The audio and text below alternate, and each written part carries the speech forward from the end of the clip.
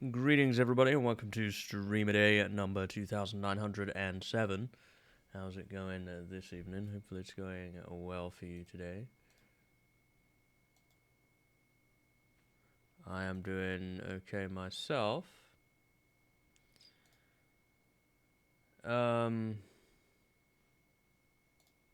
Greetings, Fit. How's it going?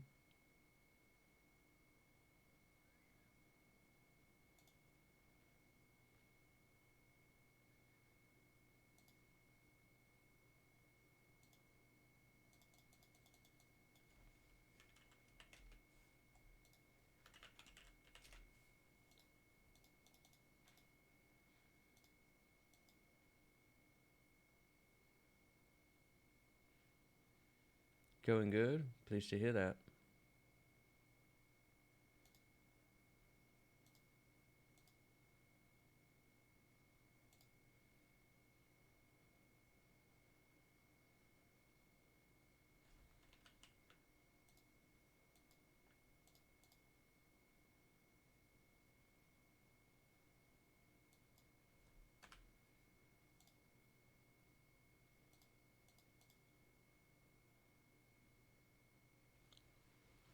And tonight we are going to be picking up Conarium once again. And continuing on with that. At least to start with, I'm not sure it's going to last the whole stream. I don't think we've got that much left. It's not a very long game. I did want to mention before we start a little bit about Conarium here. Conarium is a game that I bought in May 2020. No, not 2021. 2019. It was originally going to be part of Fright Nights 4. And it never made it in. And it never made it into 5, it never made it into 6, and it never made it into 7. So this is kind of an old one that we're finally completing here. I don't think it's the oldest thing that I have in my Steam library for Fright Nights, but it's one of the older ones. There's probably a couple that predate it here and there. Yeah. But it is one of the older ones. Yes, it has. So it's good to finally complete it, and it's been pretty good so far. Still don't have any idea, of course, what's going on, really. But I think that kind of goes with the Lovecraft territory. But it's been interesting so far. Do you have quality options today, Fit, or not? So look at the drawer, I guess.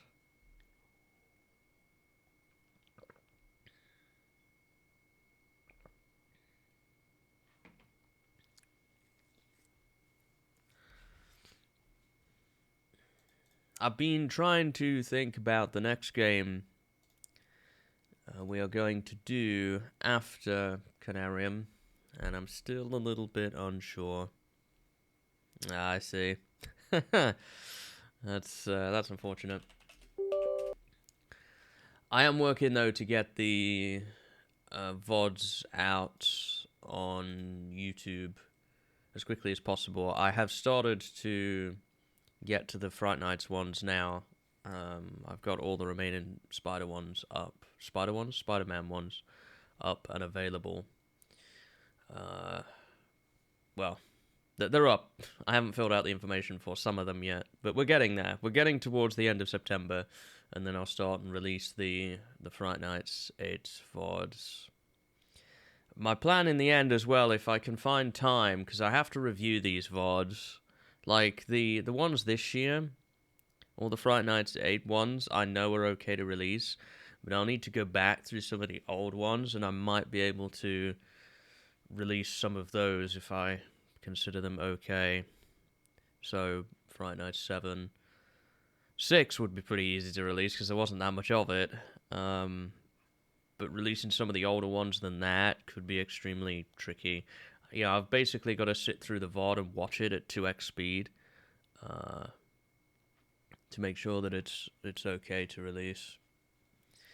Some of the really old stuff, I I don't know.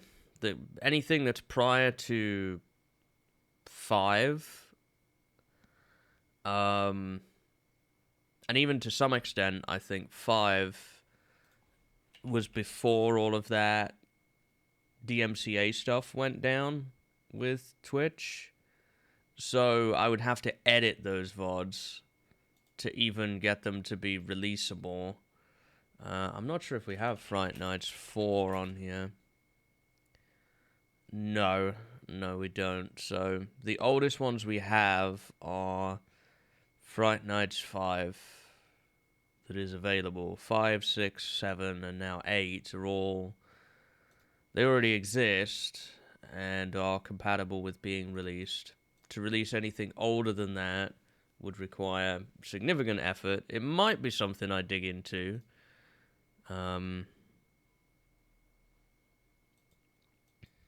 But again, if I was to do that, it would be drawing my time away from numerous other projects that I have planned. And I do have a number of plans. I haven't talked about them yet. We'll talk about them. What my plans are for post-October. Yeah, so... but there might be some things, or I might be able to, look through and release specific playthroughs of things. I can pretty much tell you right out of the gate, anything from Fright Nights 1 is probably pretty much done, and I'm probably not going to be able to release much of anything for that. A number of the games that are on that list, though, I might replay at some point. There wasn't that many, and possibly re-release them as a special Fright Nights themed event at some other time of the year. Fright Nights 2 is more possible to release, but would require editing to release. 3 kind of falls into the same category, and to an extent 4 falls into the same category. The reason that 1 would be prohibitively difficult to release is in some of the VODs I had music playing in the background. I will not be playing hard mode Amnesia, no, but I might replay the game again. Outlast. I guess that fell into Nightmare Week, Outlast, its DLC, and I think I played Harvester as well. If I play Harvester again, I think I'd like to try and play that on an old computer for the full experience, really, of Harvester. But stuff like Outlast, Amnesia, Ethan Carter, I could probably do some remastered playthroughs of. I'm not even sure what else I did on Fright Nights 1. Some short games.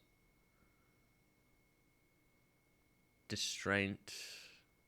Oh, the developer of Distraint just released a new one that I was kind of interested in. Yeah, it was mostly just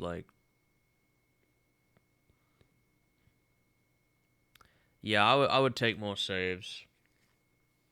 Yeah, I would take more saves with that. That's the thing I learned from last time. To prevent that from happening again. And also kind of use the right weapons against the right people. So I don't have problems. I might refer to a guide or something like that. I'm not going to spoil it for myself. I've already played it. So it might be nice to get a better playthrough of that in the future. Yeah, I'd have to dig into some of this stuff, and I don't know how worthwhile it would be to sit there watching VODs back in an attempt to edit them. I do know everything from 2 onwards, I'd basically just have to chop the front and the back off, although breaks might be kind of complicated, so I might have to cut those out as well, which is not a bad thing. It would make the VODs more succinct anyway. I'll have to look into it, and there has to be kind of a demand for it, and I'm not seeing a big demand of, oh, Fred, we want to see old Fright Night stuff. There's not a demand for it, so I'm not going to put my time into something there has a lot of demand. That said, I do think it would be nice for that VODs channel to get a bit of use, and I want to try and start a clips channel as well, and do some short space stuff with that. So having a presence with the VODs channel would be nice. So there is still some point in it,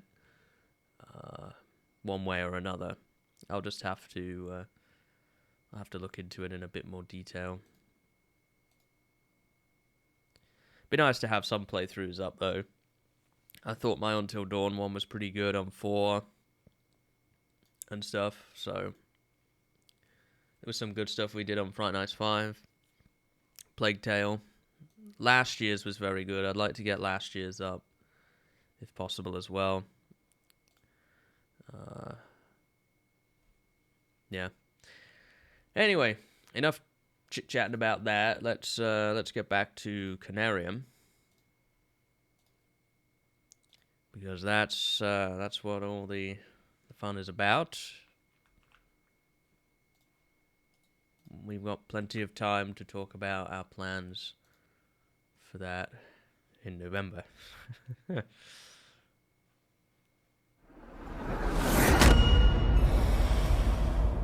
Right, this stupidly loud intro. Alright, so last time... Does this key still work? No, of course it's not. Well, that's good. If you've been taking clips, that's good. I could edit them later. The fact that I have it marked is more than enough. So don't worry too much about that.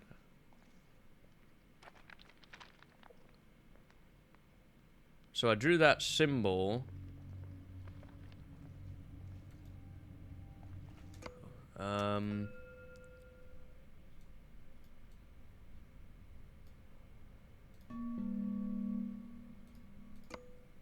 I don't know what save it put me out at, but...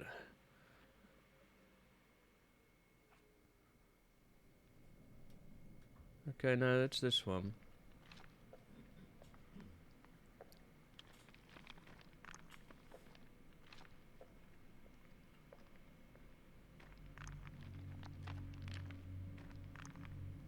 It's like a different kind of area. I don't really remember what we were doing, even though it was only yesterday. I think we took some kind of elevator down, I think. Or up. Something to that effect.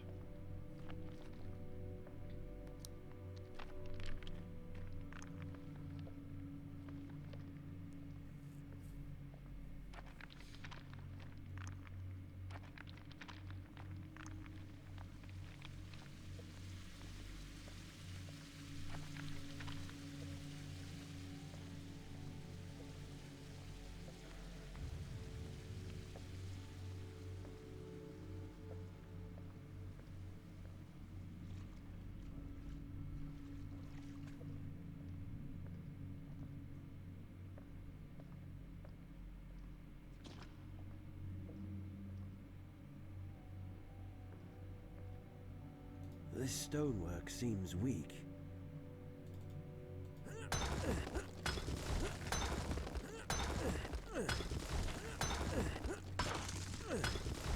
This really reminds me of the 7 Days to Die sound effects.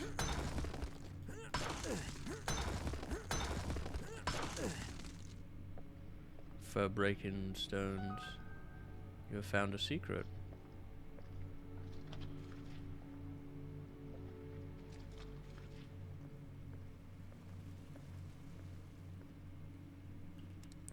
Right, there's a flashlight. Forget about that. I was like, it's a little dark in here. Oh yeah, there's a flashlight. And that would help.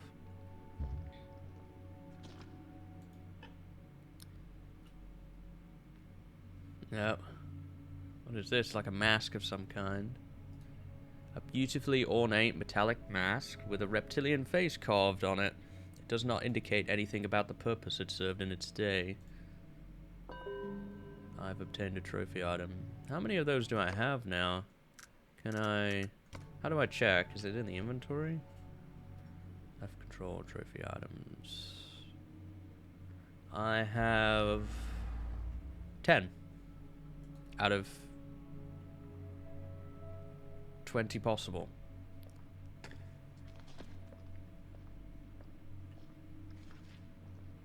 I guess. I probably don't have them all.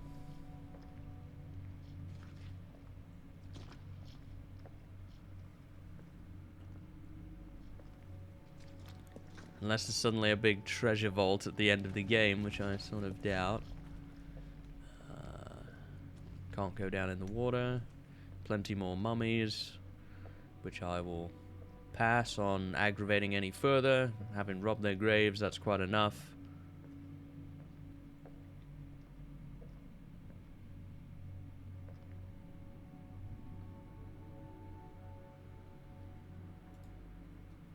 Let's see, inventory. I need the... These ivy-like plants are blocking the way. I need to do something to get This obelisk is dead. these obelisks on again. There must be a path somewhere to light that up. Something over there. This is blocked here as well. So we must need to find an obelisk somewhere. That's that little secret room we found. About back here. This is just the path we took. I didn't see any other sideways passages, so I'm pretty sure it's this way we need to go. Anything up here? Just more burial. Burial stuff. That is obviously blocked. So what about over here?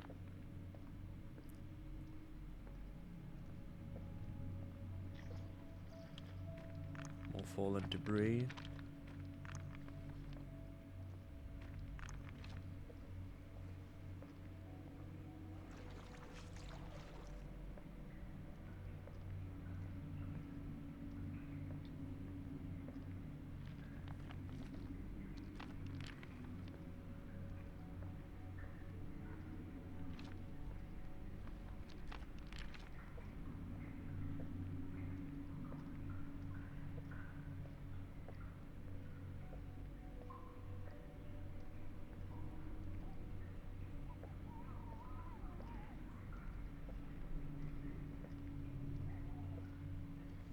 Ah, this looks like where the obelisk might be, which is good.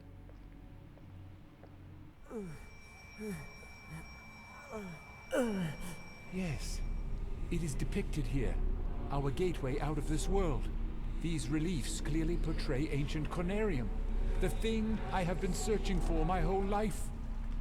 As much as I can understand, that one depicts a seemingly dead city as an ever-living organism with lots of mummified bodies connected to the device. Oh boy. Incredible.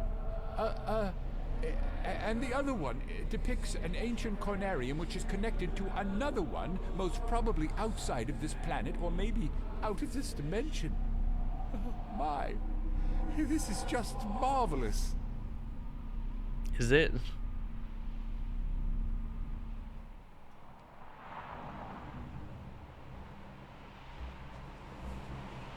Journal has been updated.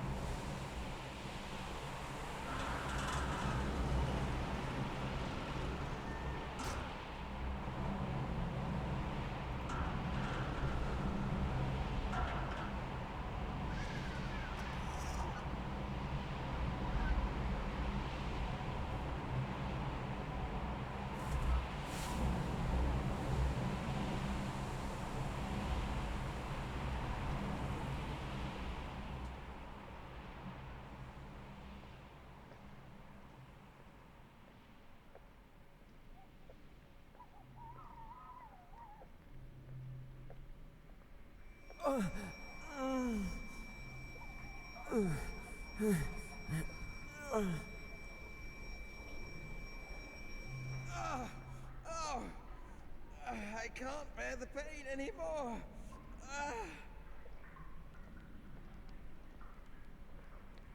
Hmm.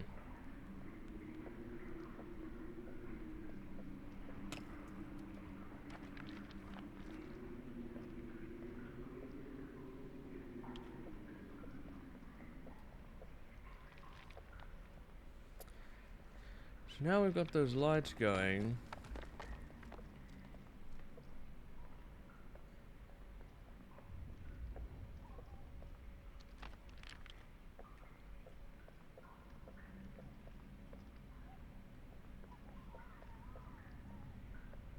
I guess there is no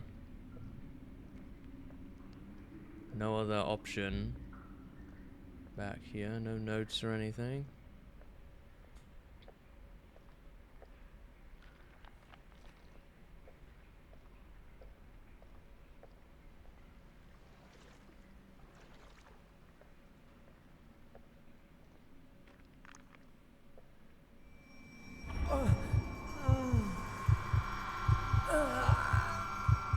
Uh-oh, I can move this time.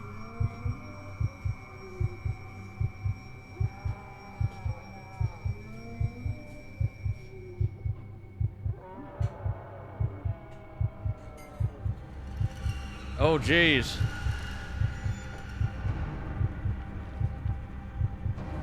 There are actual enemies now.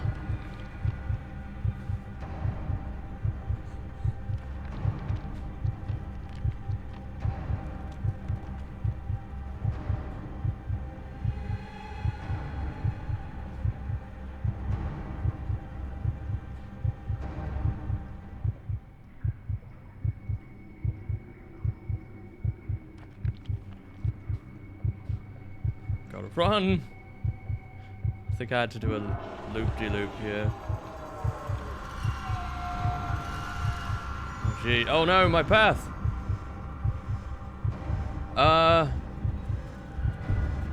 Where do I go? There's a lot of them.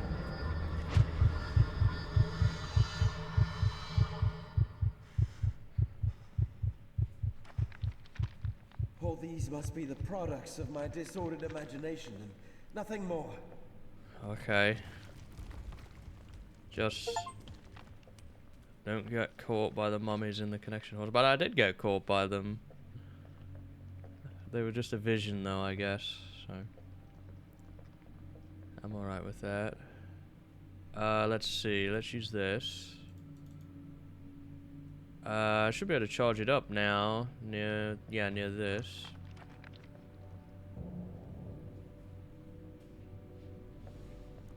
And this should let me clear the plants away.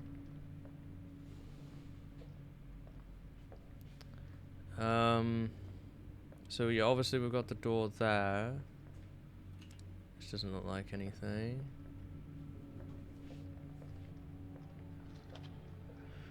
Is there anything else up in this area?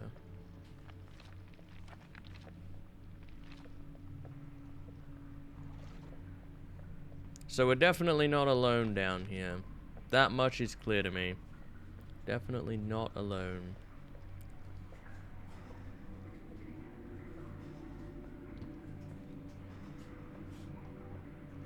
Wondered if there might be anything along these paths.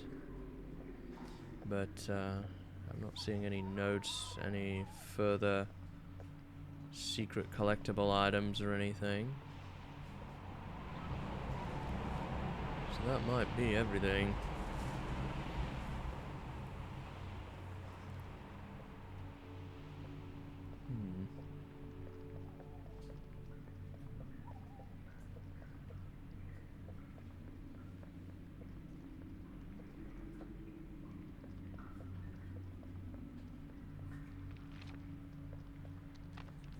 I guess we'll open where those plants are and continue then.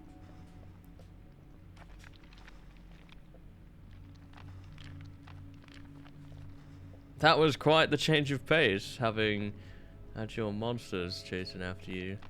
Though they did seem pretty slow. I don't know if one of them would have caught you, whether it would have killed you, or... These ivy-like plants are blocking the way. The way ahead is blocked by this curious vegetation.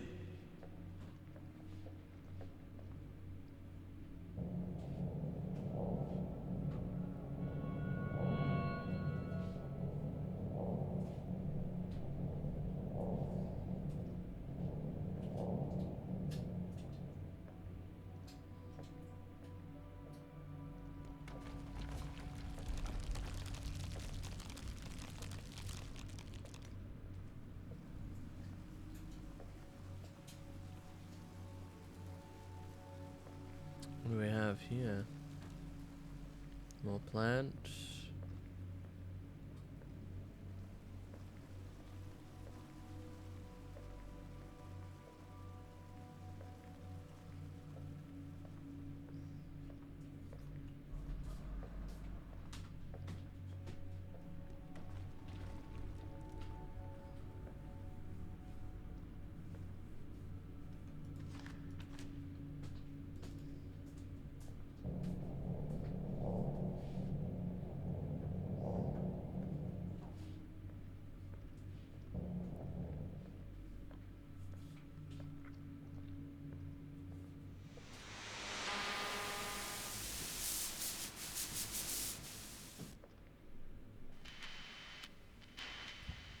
I don't know if anybody reads this, or if there is anyone still alive out there.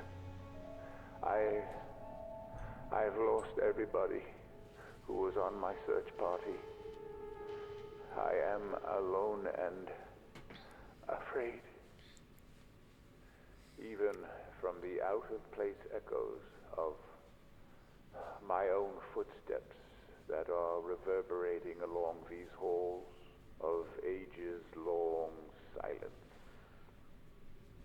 It is hard to tell if I am alive anymore. Those visions, sounds, the devilish scenes described in the reliefs I come across every now and then.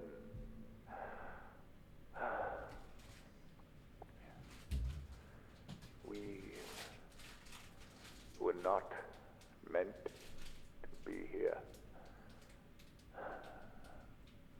Dr. Faust! Dr. Faust, are you there? Answer me, please!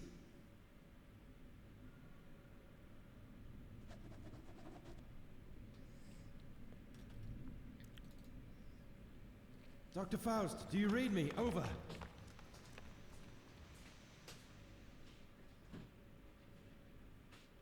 No answer.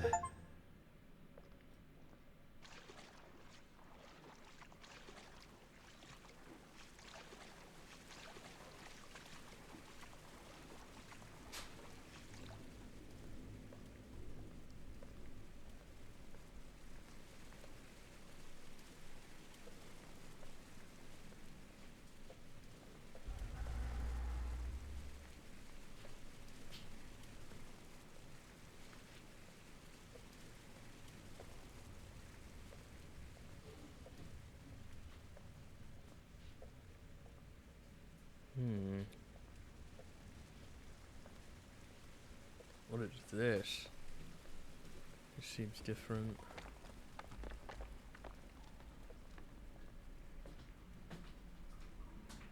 Bells.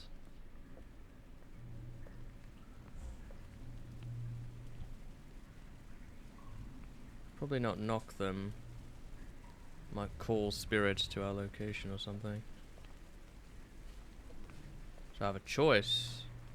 Either go up or to the left.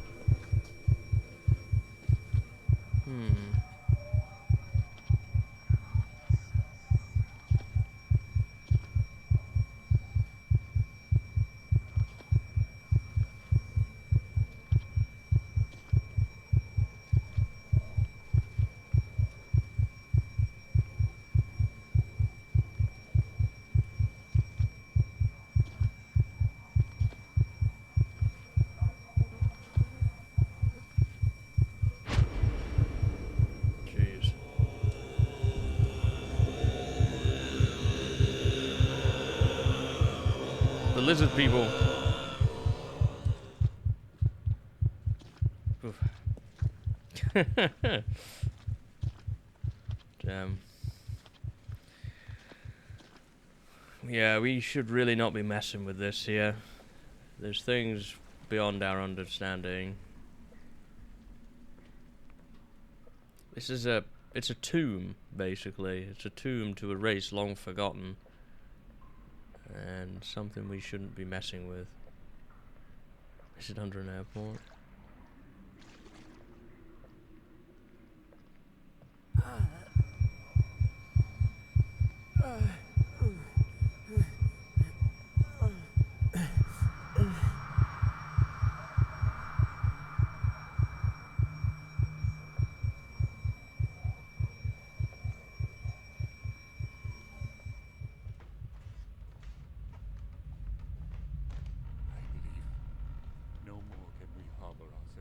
Safest shores, for there are things that cannot be undone.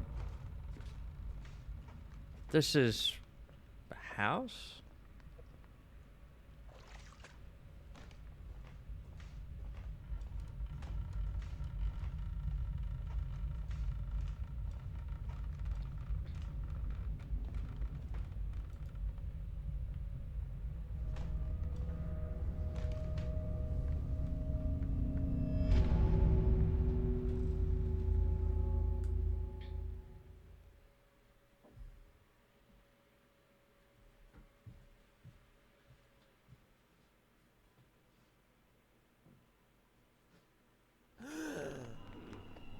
Frank, don't panic.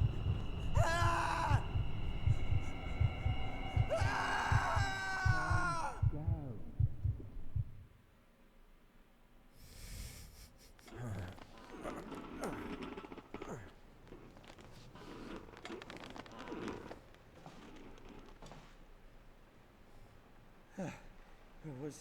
Was that a sheer delusion? Reach the mansion for a second time. Okay, we have a new flashlight now. Found Dr. Faust's journal, entry 1. Having heightened my knowledge of the arcane arts, I find myself contemplating the subject of universals, whether definitions exist in the nature of things or in mere conceptions, illusory, and perhaps a sheer product of human language. Our means of receiving impressions are absurdly few, and our notions of surrounding objects infinitely narrow. We see things only as we are constructed to see them, and we can gain no idea of their absolute nature. So what lies beyond the woven limits of the flesh we've been trapped in? What is it really possible, and is it really possible to pass beyond it at least once? What do we know of the world and the universe around us? For the last 10 years of my rough life, I have lived with the undulating echoes of those scorching questions that have rendered me a ghost amongst the flocks. But yesternight, I finally got some answers. During the last session, Frank and I managed to get the printer to work, and even though the results are blurry, we have the first empirical proof of what we saw out there.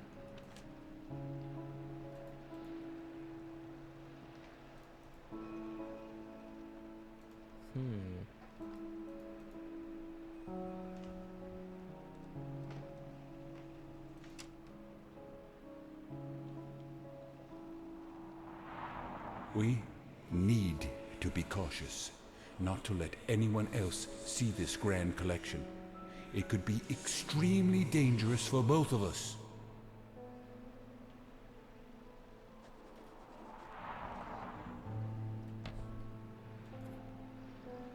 Deliberately preserved heads from Mesopotamian marshlands. Such cultivated minds kept in permanence by getting dried under the scorching sun with methods now lost to us. Oh, I thought he'd finished. Yes, it is depicted here. Okay, that's the wrong one. We need to be cautious, not to let anyone else see this grand collection. It could be extremely dangerous for both of us. Deliberately preserved heads from Mesopotamian marshlands. Such cultivated minds kept in permanence by getting dried under the scorching sun with methods now lost to us.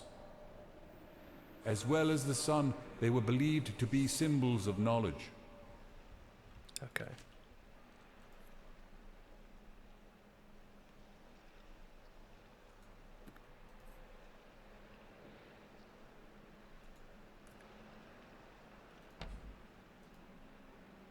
A stuffed, subadult Nile crocodile, one of the oldest creatures still living on the face of the earth.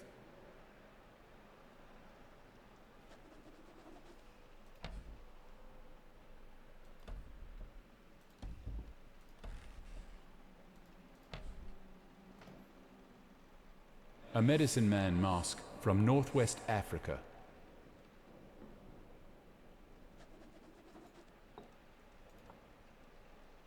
A sacrifice ritual mask from Middle Africa.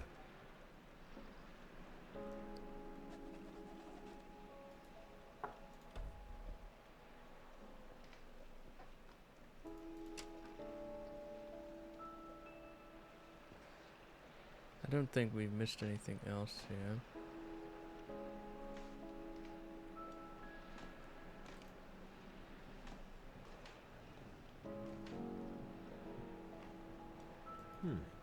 Looks like a preparation for a long trip.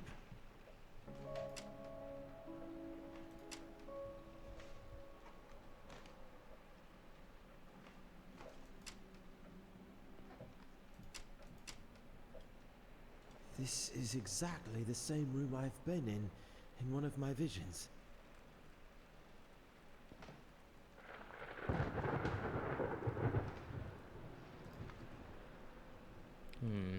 A map?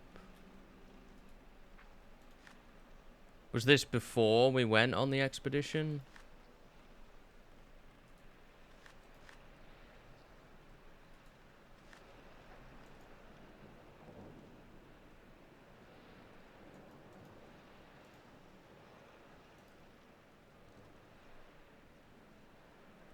Ten 1949, first 6/13.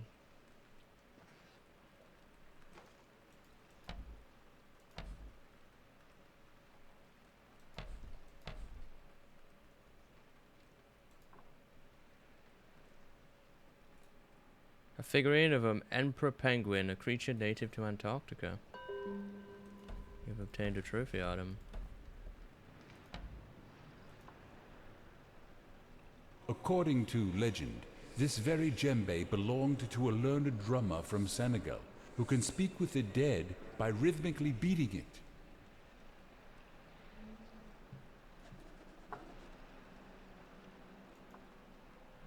A native drum from the Asmat people of New Guinea.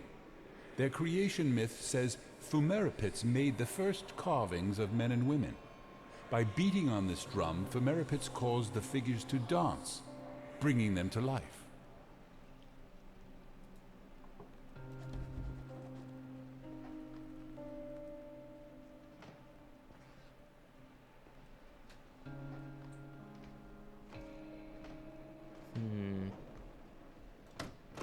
Locked. That one is actually locked. Huh.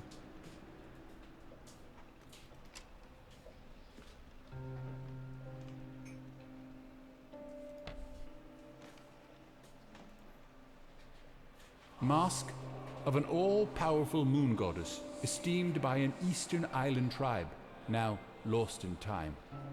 It is from the private collection of the late famous hermit, Klaus von Herdeth. Don't ask me how I get it. I have my ways.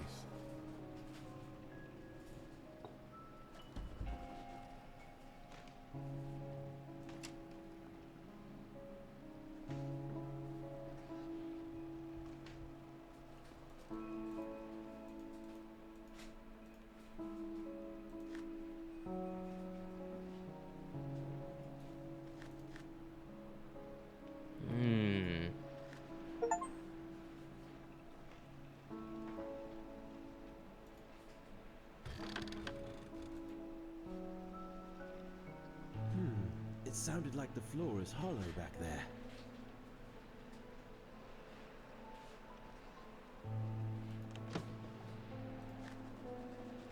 Found a letter written to Dr. Faust. How can we comprehend exactly how much time has passed since the erection of the earliest ziggurats of Sumeria? What can we know about the time-worm Sphinx still standing on the Giza Plateau? They only justify the sheer ignorance of mankind by forcefully making us admit our instantaneous vibrations in the vast cosmos are but an illusion. Today I want to inform you about something that is equally as interesting as such edifices. That's something, I presume, you will have a hard time believing. I have finally acquired some information regarding the fabled cities of Rub al-Khali, which are said to have been built in an undreamt age of certain wonders and rumored to have been intentionally submerged beneath the eternally shifting sands thousands of years ago. There is even more to the story. According to a reliable source, there should be depictions or information about the locations of ancient Conariums buried within those halls. Within a few weeks, you'll have a book containing all the locations of those cities, and a map predating all maps known today, directly copied from the antediluvian originals. I'm sure you're excited beyond imagination and eager to discuss these findings in detail, but that will have to wait a while since I'll be away for some time visiting the oriental wonders of the old world. I'm sure you know what I mean. Hope to see you soon, Harley Warren.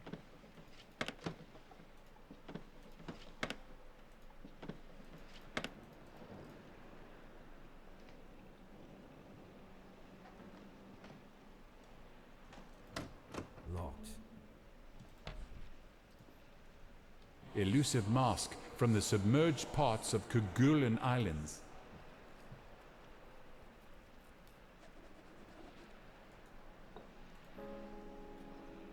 A cryptic mask with an untraced origin.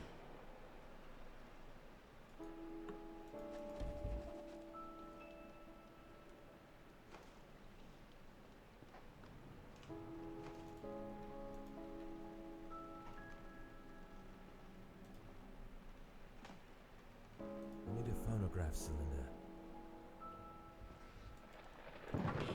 It's stuck. Woodland lizard spirit mask.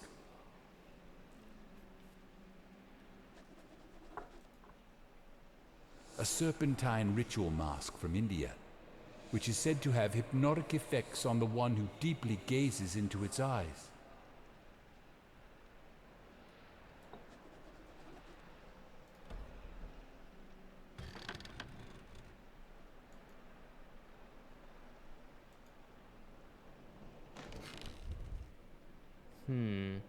We're gonna need some sort of tool, I think, to be able to open that.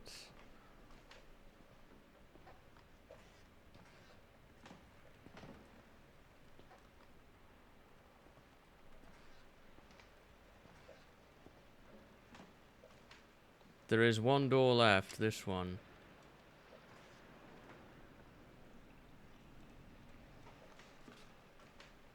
That probably is the way out down there. So, This relic is from Madagascar. I have two versions, but this one is extremely rare. It is called Hanaldi. Nobody knows exactly what it means, but from its symbolic depiction of a dark sphere inside a light one, it is thought that it could mean the underworld. I had it brought by an old captain friend who often visits that island for trading purposes.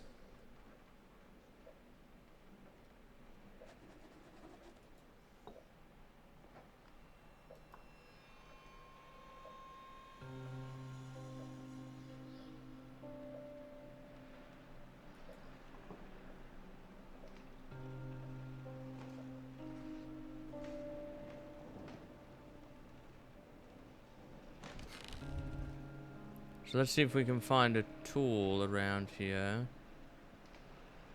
for that phonograph. Oh, I don't think I've examined these yet either. This is called the Mask of the Beholder.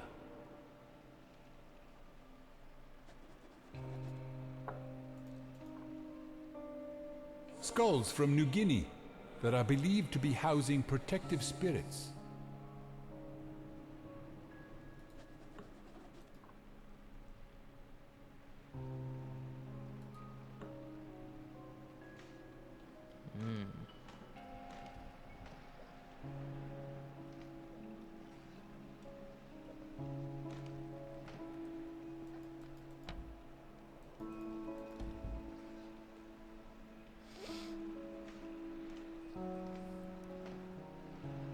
Beholder, D&D.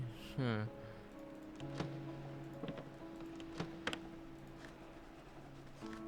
A letter addressed to Dr. Faust. Old friend, what you've told me about the shared nature of the experience the Conarium provides made me think about necromantic means of data inquiry. I'm sure you'll remember what I told you about why certain corpses never decay, but rest firm and fat in their tombs for 1,000 years. I believe, with some help from a certain acquaintance, I can provide you with such specimens. This would be beneficial for both of us, I believe. Eagerly awaiting your answer, H. Warren.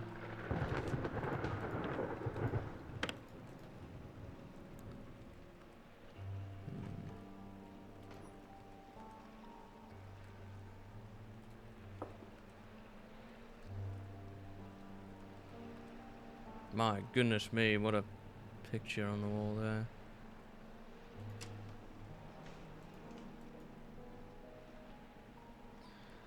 But we still need to find an item that could help us get the floor up.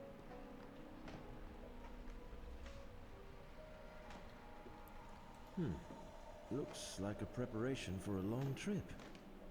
Of that, I am sure. Maybe there's something upstairs.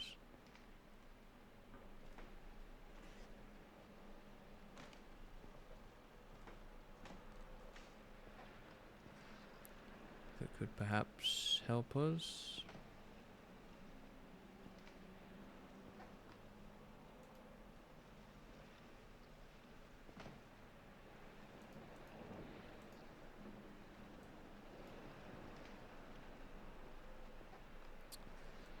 No, I don't think so.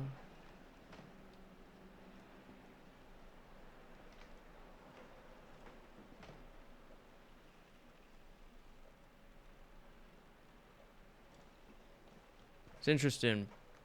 We started looking at the collection from the back forwards. Oh, hello. That's a crowbar. That will probably help us get the floor bit up. In here.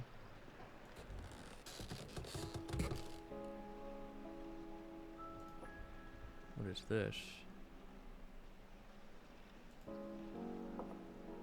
You have found an ornamental metallic object. That's a phonograph cylinder. When using Conarium, we are able to be seen as well as to see. For some time, I was detecting a conscious something, previously unseen by my rudimentary vestiges. Only lately, it becomes clear to me. Now it comes into every session and seems to materialize more and more each time. I won't attempt describing it, but only would say that it's not benevolent. From what I can get from its glowing semblance, which I believe is used as a way of communication, it can sense you, only if you spend a considerable time within the sessions. I've read about it in the cursed Necronomicon and some elusive records compiled from deep-rooted Bedouin oral literature. Thus learned that it tries reaching the corporeal vessel to dominate and execute the wanderers of the beyond, such as ourselves. But again, against all warnings, I was a fool to believe that I can stop it with just simple signs and incantations. As a resort, we ended up lighting up the place with myriads of candles as well as electrical lamps, but still shiver with fear with every noise our rundown enclave is causing, isolated from ancient darkness of the night.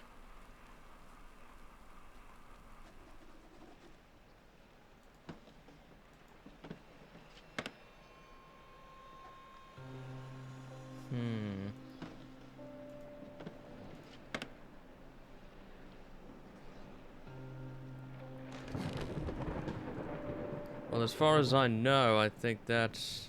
There's a note here. Dr. Faust's Journal Entry 2.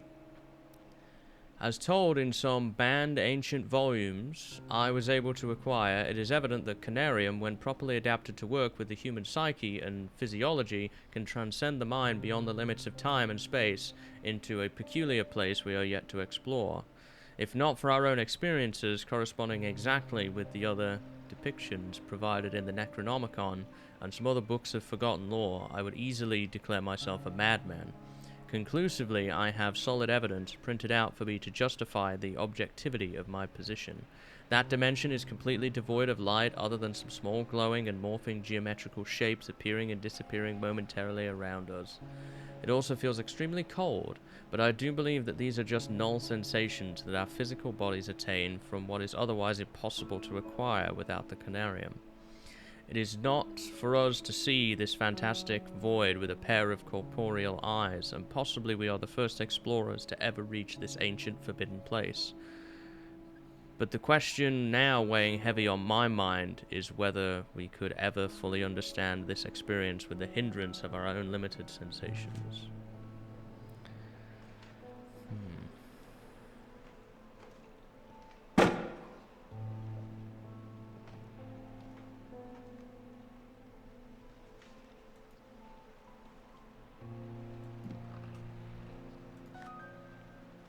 You found a letter. Dear friend, judging from the tone of your last correspondence, I see that you were shocked to hear how far I've been able to progress. You asked me how I did it, and here I tell you every detail.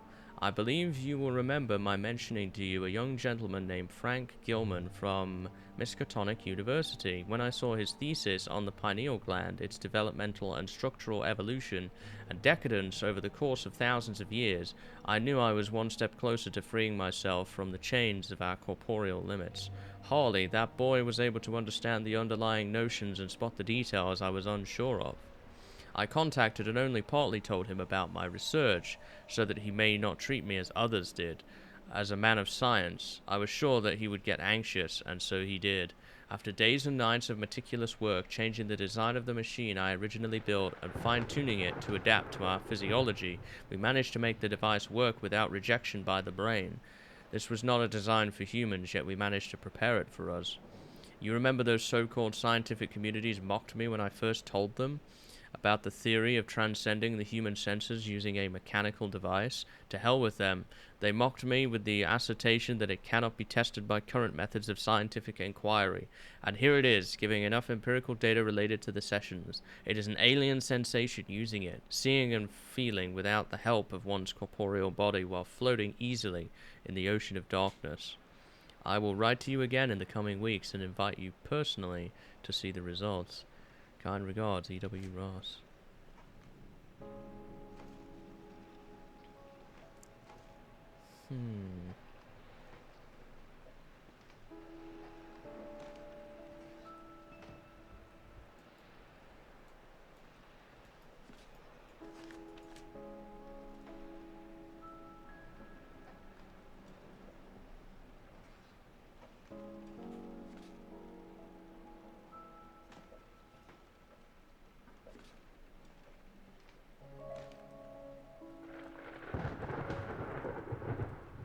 I assume that's more or less everything here.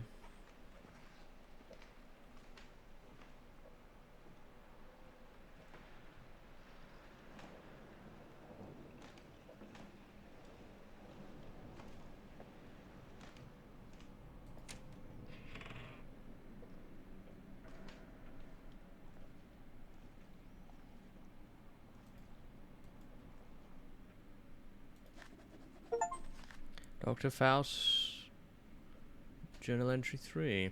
I just got the document, or the achievement for finding all the documents in the game. Cool. Lying outside the known space-time continuum, this is a dimension to which the gate is knowledge and the key is the Conarium. As we start to shed our fleshly bindings, we start to perceive more and more. If we inquire merely by knowing and thinking on any subject matter, windows to the related time and space open up before our non-material selves, our minds. And what's better, we've grasped that the experiences in the sessions are shared and even improved by all of the attendees' personal knowledge. Even thinking about the possibilities that may bestow upon us in our quest for transcending the limits of our mortal bodies is about to make me crazy. But sometimes I wonder what has been keeping our sanity intact inside of this forbidden place. Behind the thick walls of pitch darkness surrounding us, there is something looming, whispering in my ears in a language familiar, yet I cannot discern its content.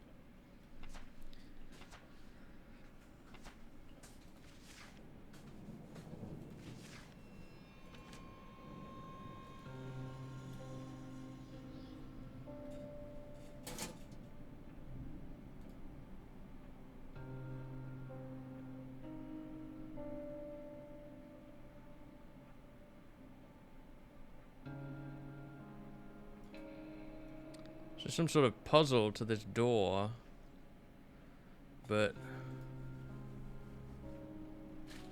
I have no idea how you solve this.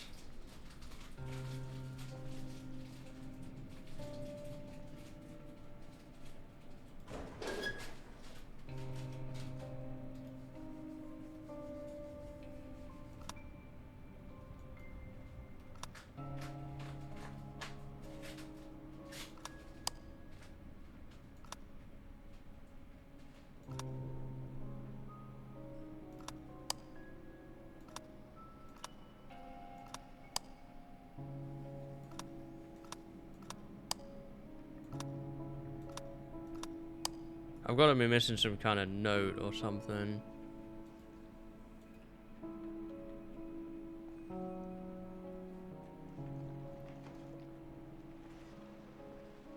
Or drawing.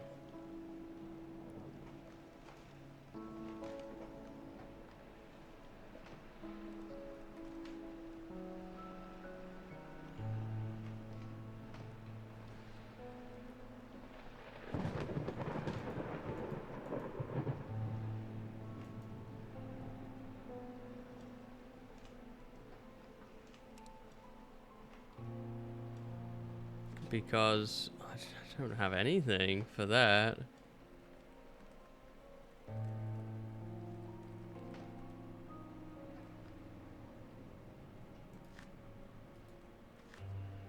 Surely it's not just that you have to guess, right?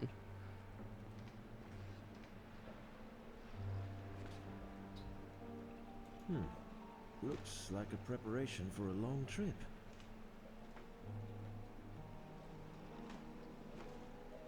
But I mean, we've found basically everything.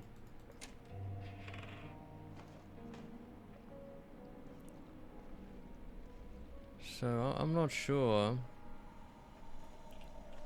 Maybe there's something else in the drawings if I go back a bit. The documents don't really tell me anything.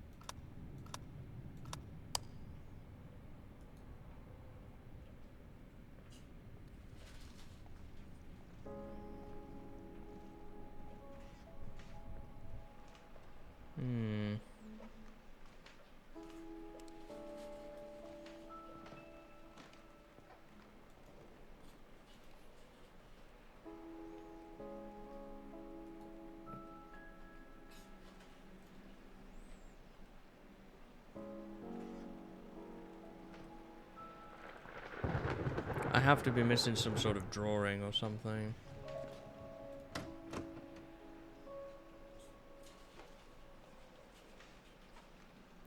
That shows me the right combination.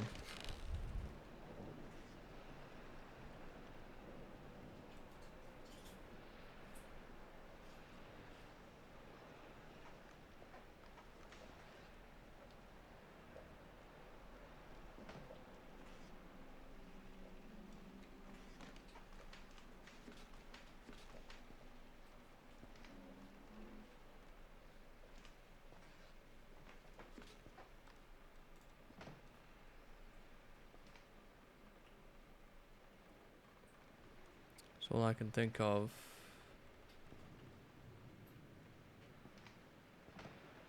But where could such a thing be?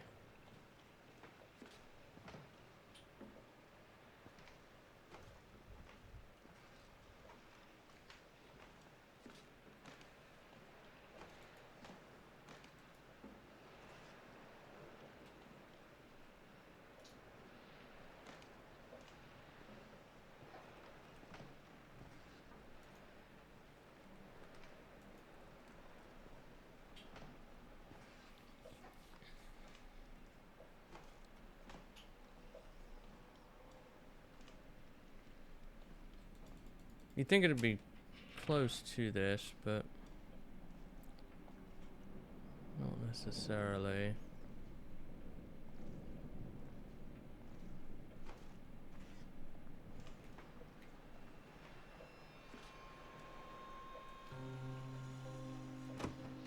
Locked.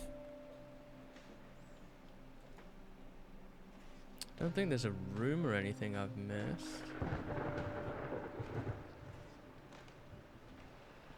Oh, this. We never did interact with this.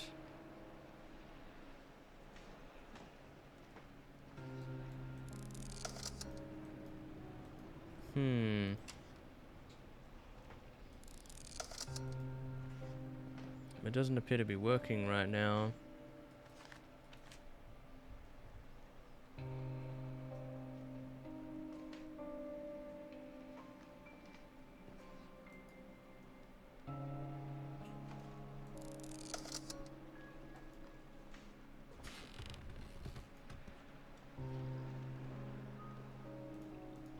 Maybe we need an item to fix that.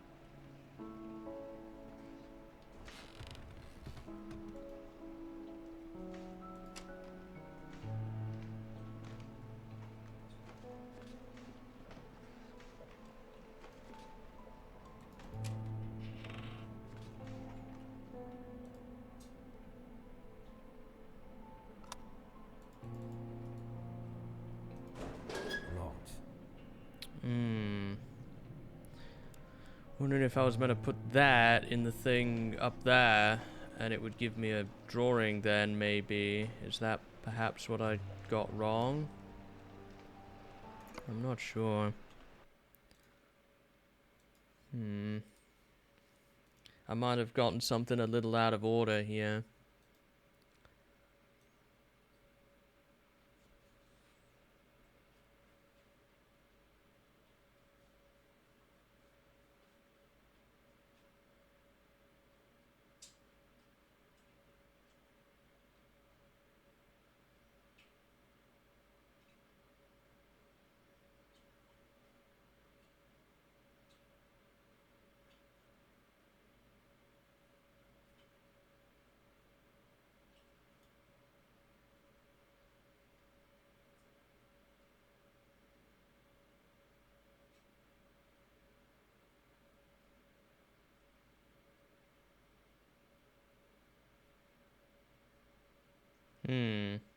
Oh, I see.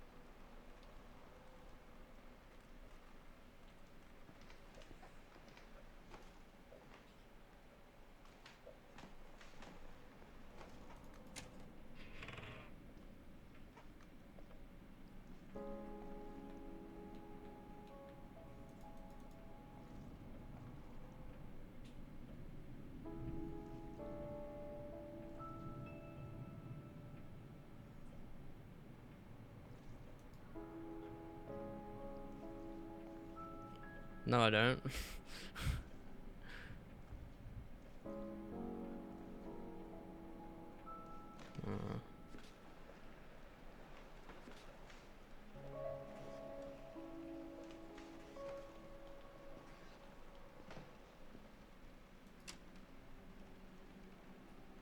I gotta review this because I'm confused.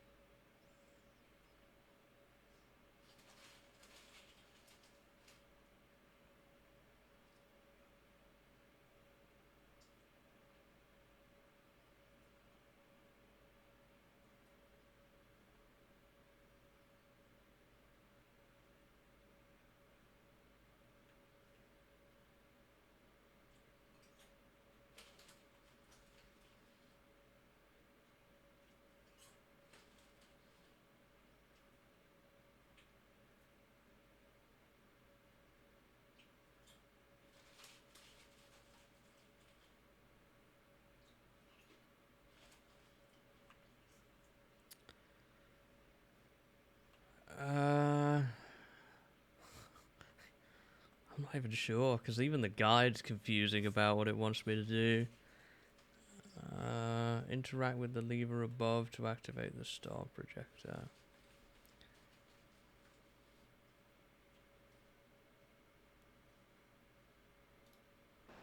We need a key from somewhere. I don't know what that's about. I haven't found a key either. Let's look at this again though.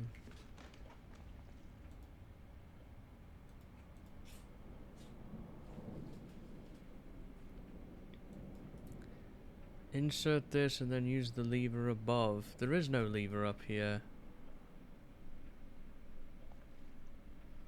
There isn't one. That's not a lever. That's a hook.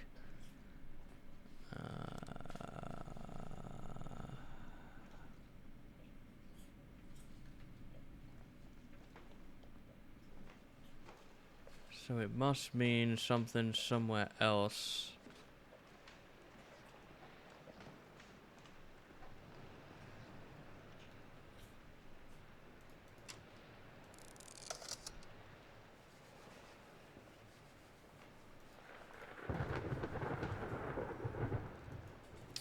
And we're missing a key as well.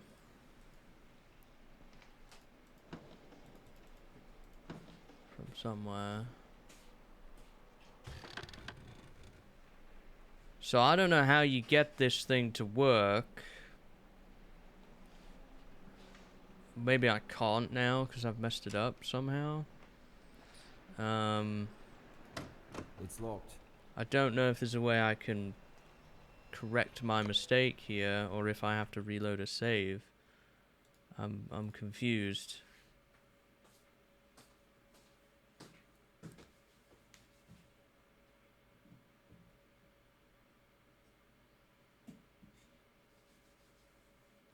Climb down a long ladder. Oh, we don't have a ladder. We've not seen a ladder yet. So we've got to look for a ladder. That seems to be the key to all this stuff here. Is we have to find a ladder.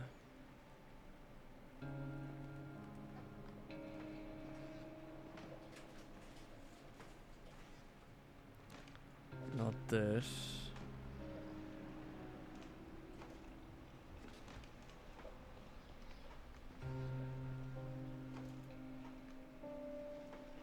Alrighty, Fit.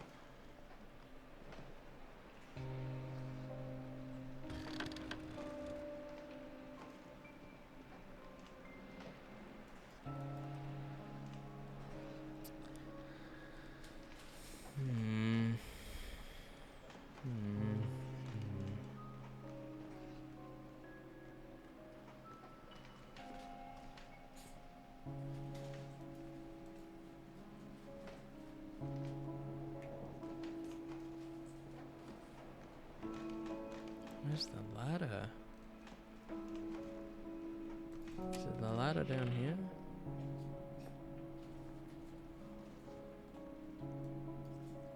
No.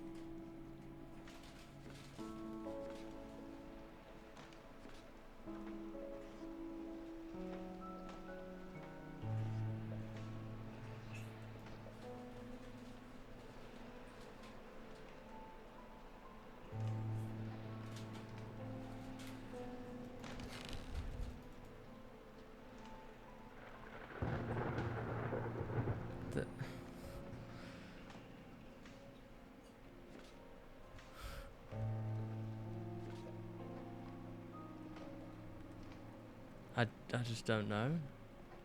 I am totally and utterly stumped now. Nothing back here, is there? No. I'm looking for a ladder that I didn't even know existed. I'm wondering if the game's bugged out.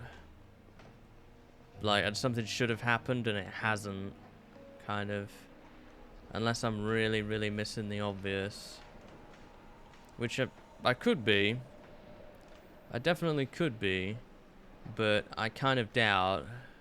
Because I've turned this place over pretty thoroughly now. I might have to refer now to a video guide. Because I don't see this ladder that they're talking about.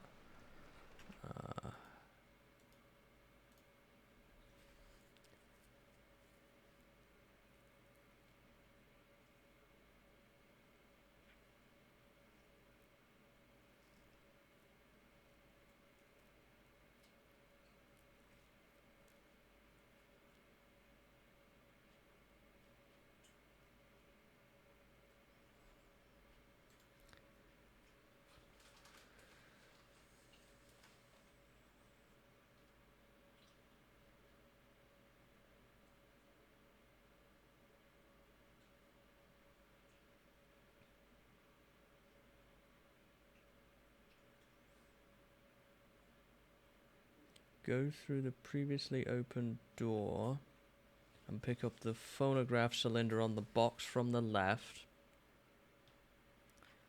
Play it on the phonograph in the room.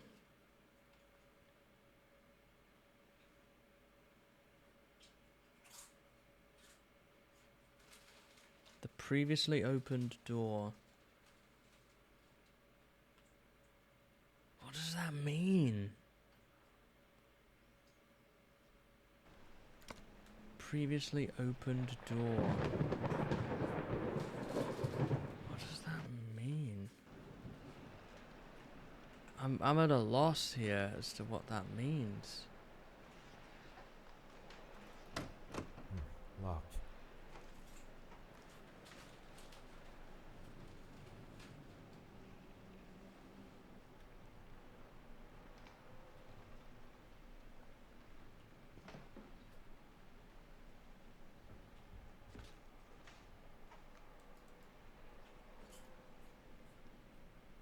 Cylinder we don't have.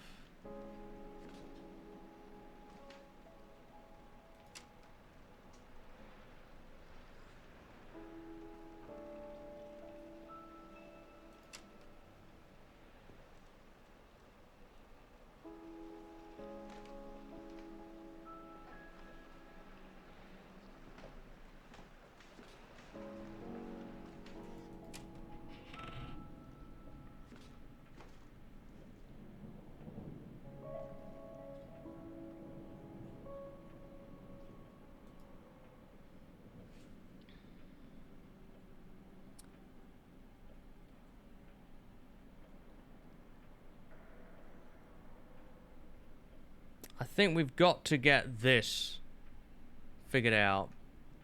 That's the door that we have to get figured out, but I don't know how to figure it out because we don't have the information needed. I'm just guessing, pushing buttons.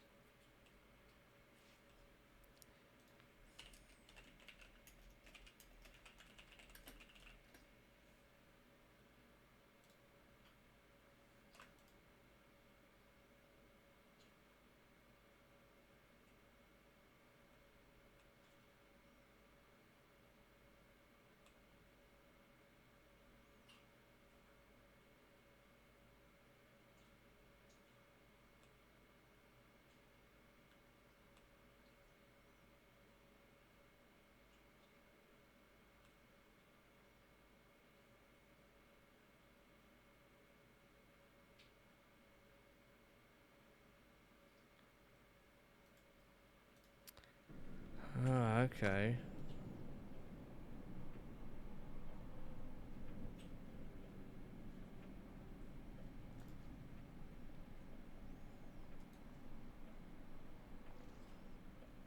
It's on the door itself. I'm just gonna have to push buttons and guess, I suppose.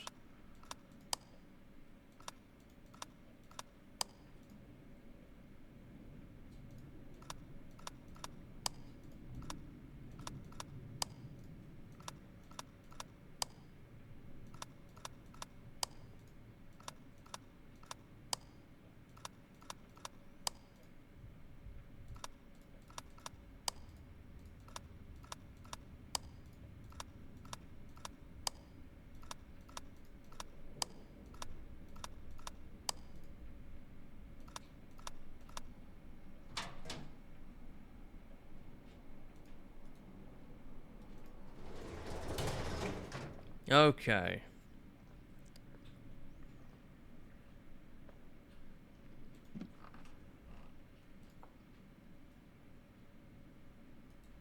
Highly ornamental wooden mask that clearly depicts a cephalopod creature. Just looking at it gives me the shivers.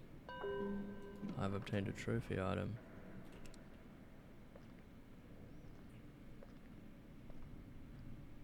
I need a phonograph cylinder. Now, there's that ladder.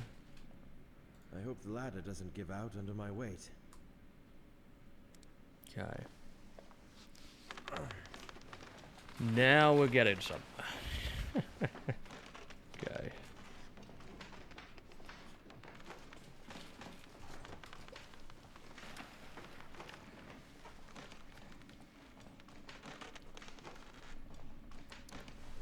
This is a really long ladder, holy.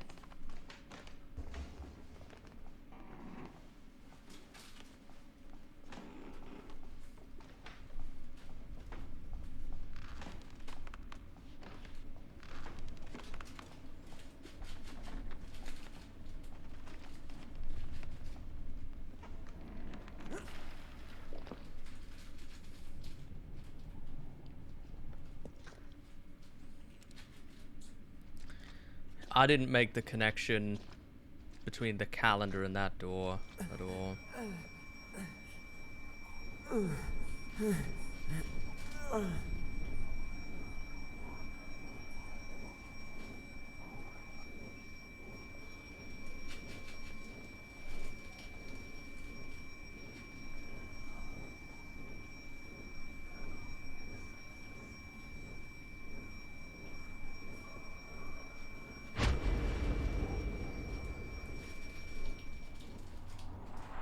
I made zero connection between those two things.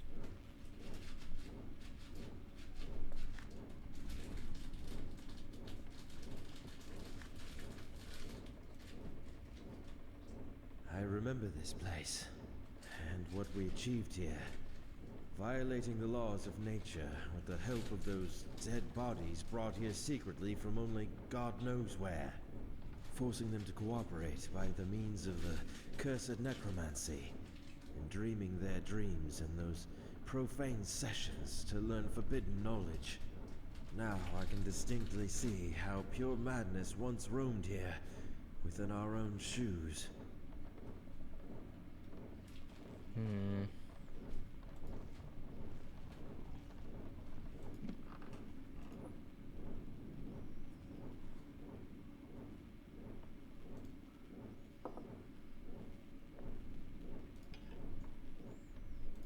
Circular metallic object, a key.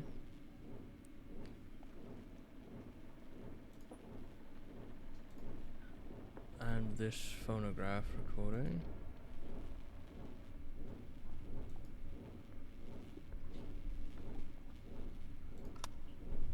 It is said that ancient Conariums have the ability to transfer one's mind outside, through the endless vacuum into other receiving Conariums.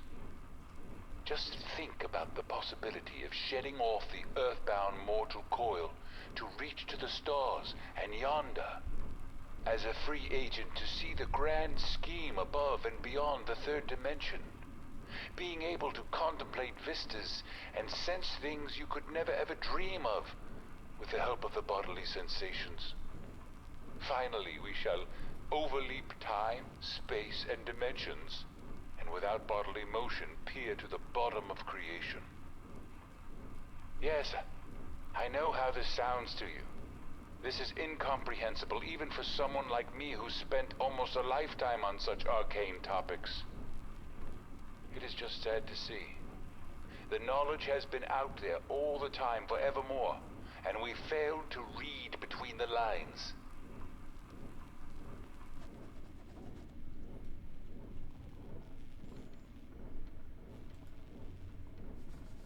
I remember this place.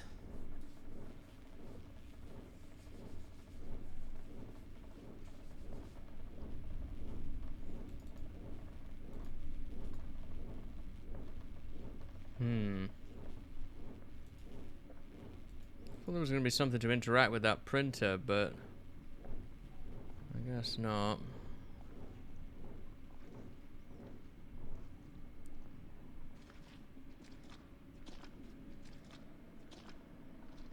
Like when I first came down with the vision, I'm not going to go up this ladder again. We need a phonograph cylinder. It looked like I was going to be able to do something with that, but then not. So now we have the piece of the puzzle, though, for this. I'm pretty sure.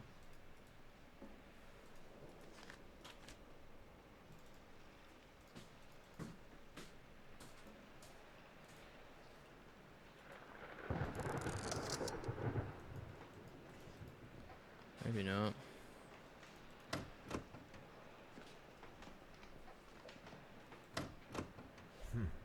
Locked.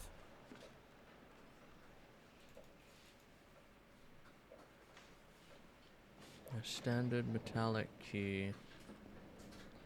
So it doesn't fit either of those doors, so it must still be something down here. Is there another door I missed in this area?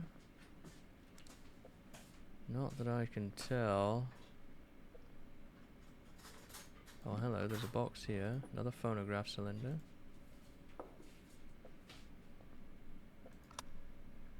In archaic myths, lurking in shunned and forbidden volumes, I've been able to trace some parts, speaking about a device of non-terrestrial origin that is capable of much more than I could ever imagine. Ancient Conariums, I will call them. Machines which are said to have been built long before mankind ever tread on this planet. The very source of the design I've used to make my own version of the machine.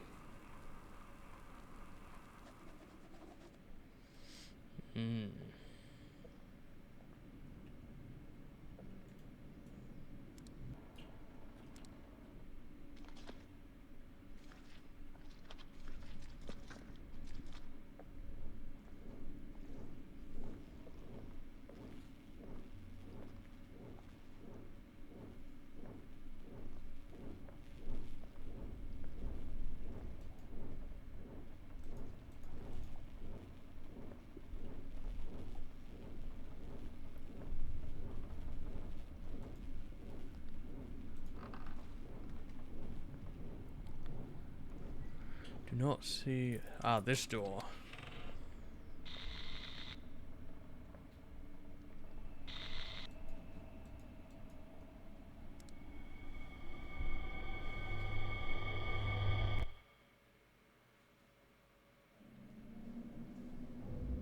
Oh my.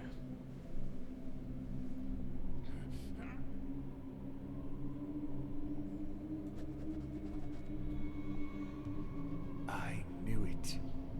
All those years of extensive research have not been in vain. Here it is, lying dormant and standing still beneath the eternally shifting sands of Rubal Khali for who knows how many millennia.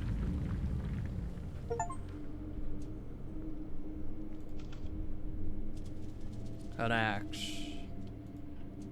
A flashlight.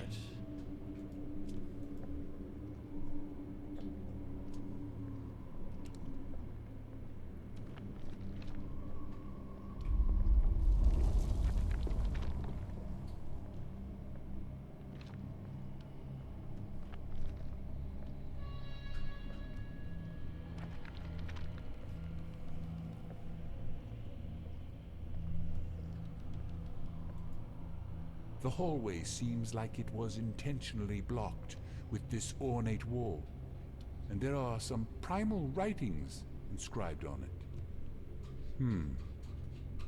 As far as I can tell, the text talks about a guardian, a formless, glistening and reflectively iridescent black protoplasm, able to mock and reflect all forms and organs.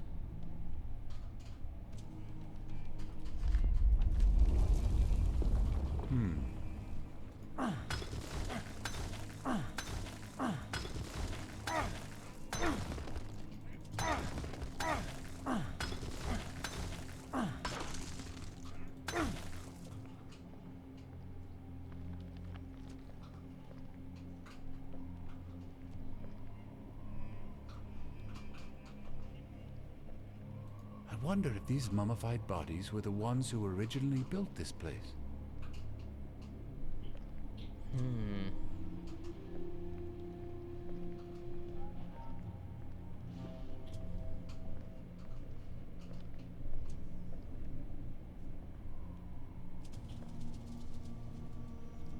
A puzzle. So...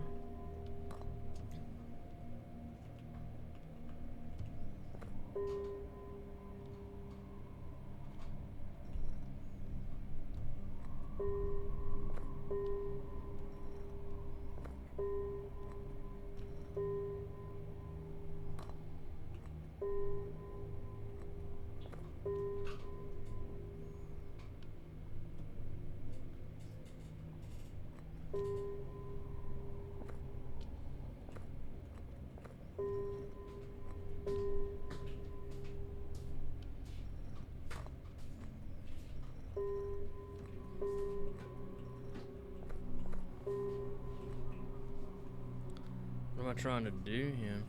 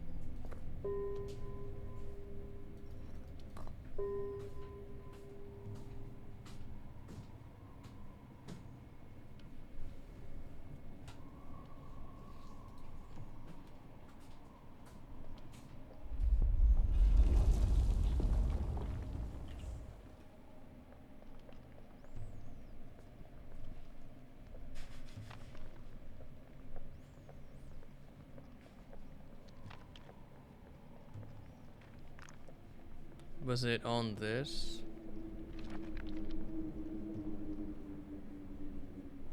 No.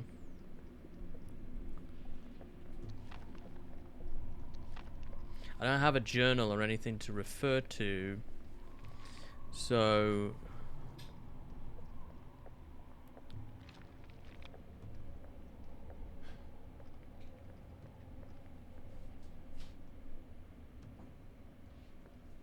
I don't see anything in this room that would in particular point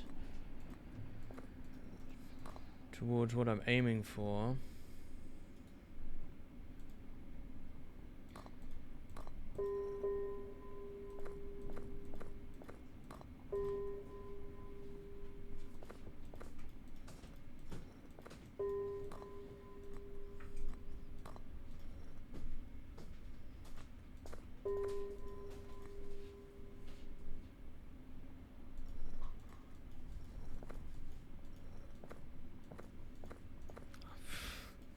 Got no hints. I don't even know what I'm supposed to be doing here.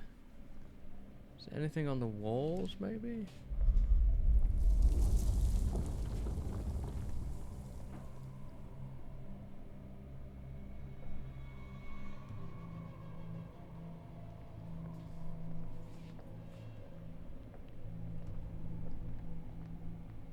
No.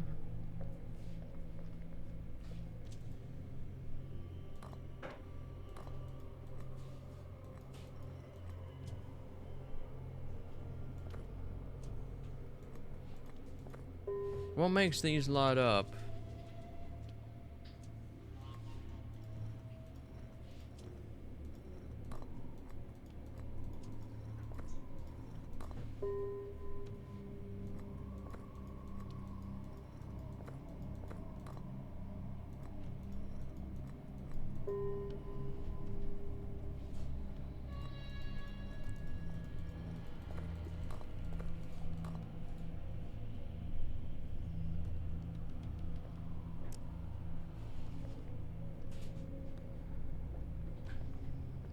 There's got to be a hint in here of some sort.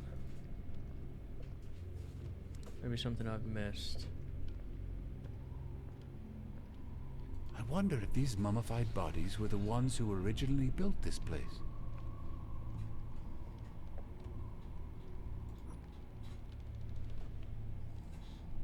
Statue of a member of a pre-human race called the Elder Things. The creature is depicted in a pose that radiates the feeling of power to the beholder. Touching it also makes me feel like it is utterly alien and does not belong to this planet at all.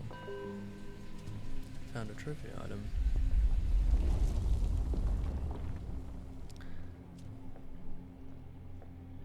I wonder if these mummified bodies were the ones who originally built this place.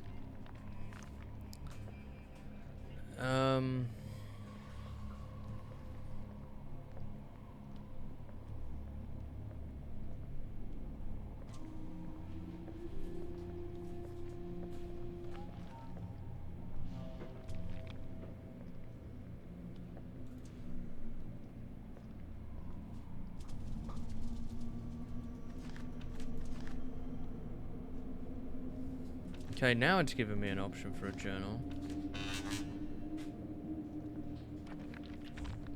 But it's not J anymore, it's right-click now. So we might be able to do something with this.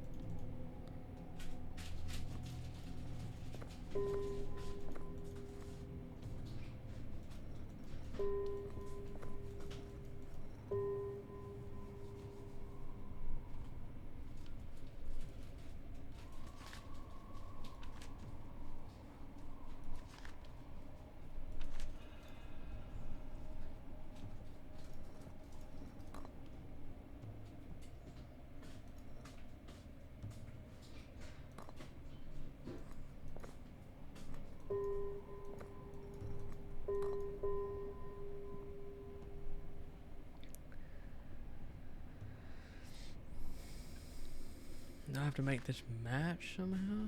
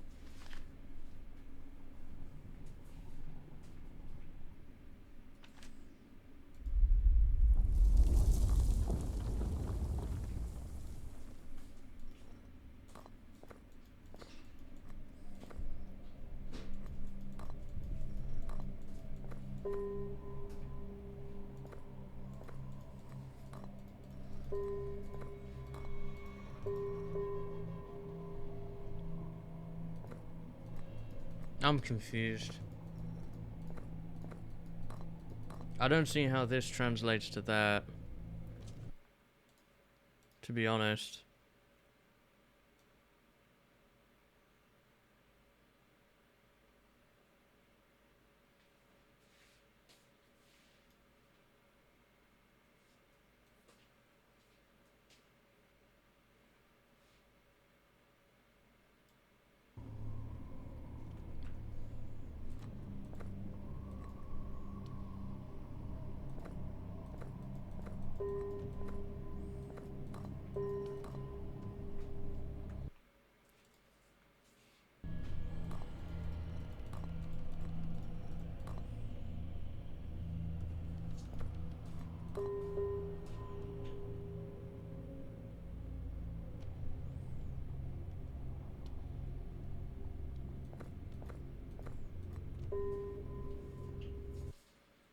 Okay.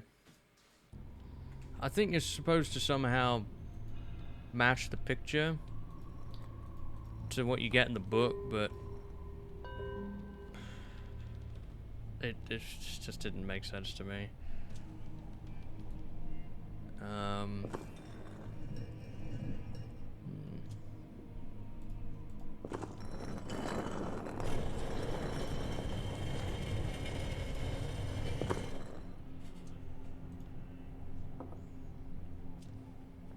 Found a metallic object.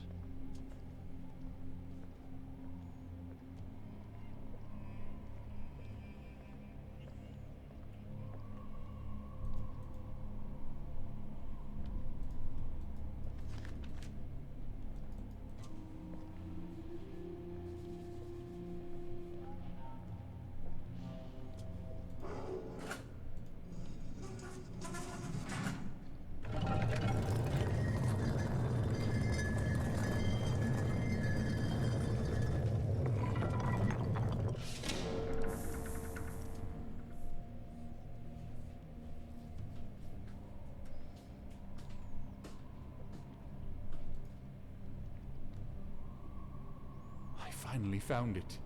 This mural is depicting the continents in the middle... Jurassic era, I believe. This is marvelous, as well as overwhelming. The light from the device is obviously showing the locations of the ancient Conariums. Yes, it definitely is so, for I've known 2 of these places from the detailed petroglyphs in the secret halls beneath the Khafre's pyramid. But they all had gone now. Even their ruins had been crumbled under the waves of human cruelty and the merciless time. But this lowermost landmass is what we call Antarctica today. It is most probable that the structure that holds the Conarium is mostly enduring still today.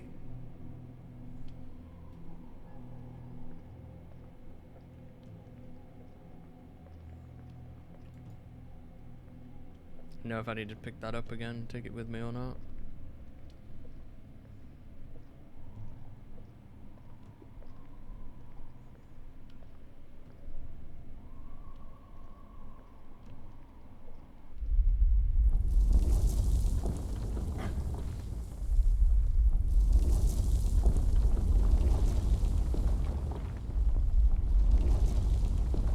I'd better leave this place immediately.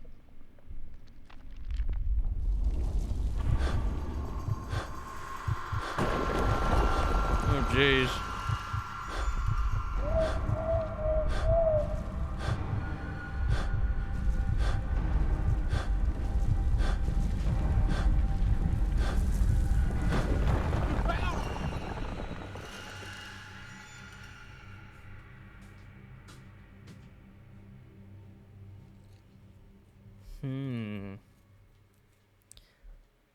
So this was a flashback to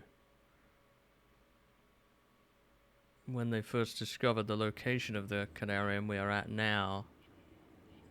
Was that Dr. Faust, I think we were playing as?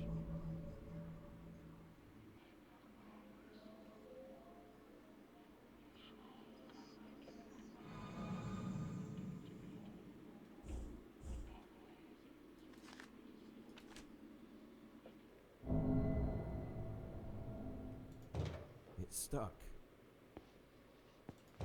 It's stuck. It won't open. It's stuck.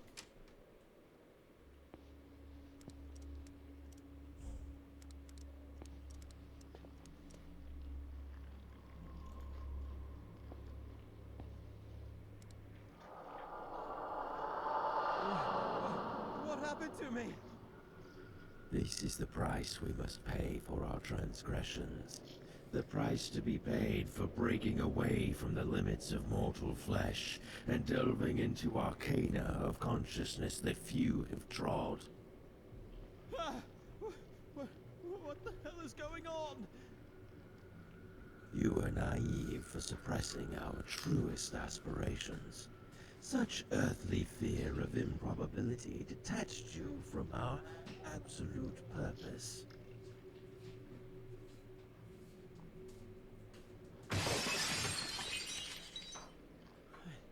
I definitely lost my mind.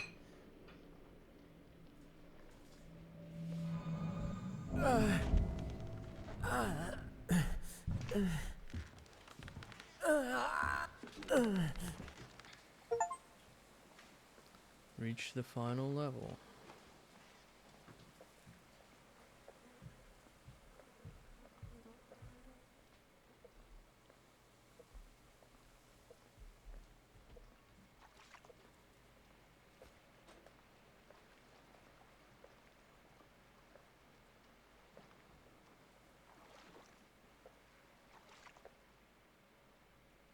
Oh God, what has happened to him? He's not dead. Dr. Faust, can you hear me? Are you all right? Yes. I can scarcely hear you. How terrific is the price of a single glimpse behind the veil of nature.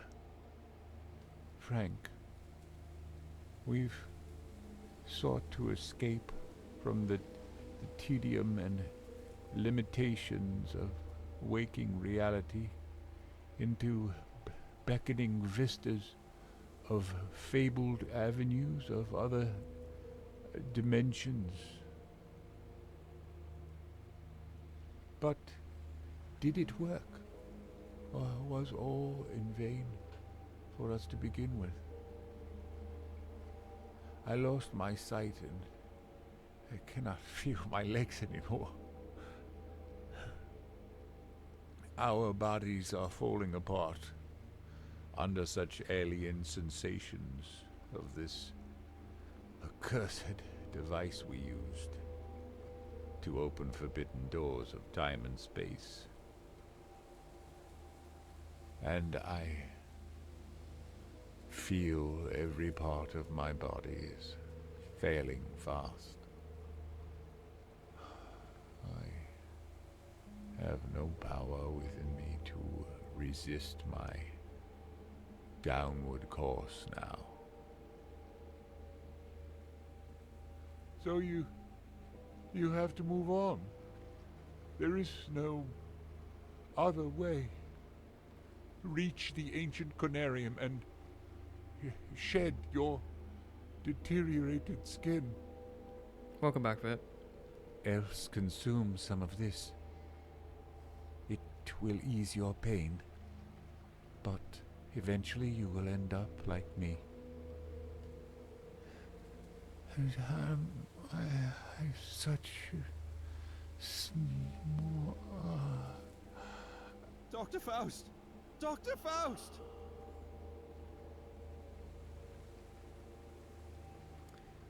He is dead.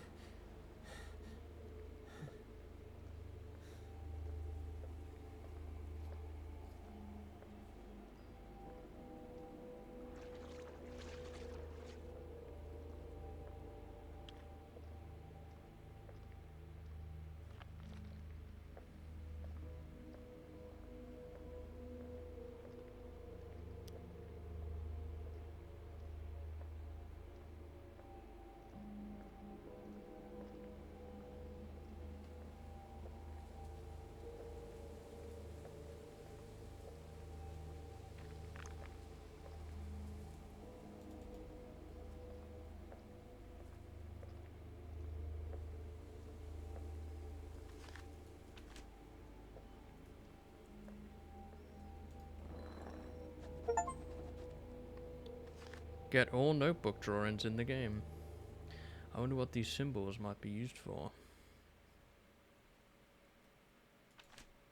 Found some symbols on a rock plate.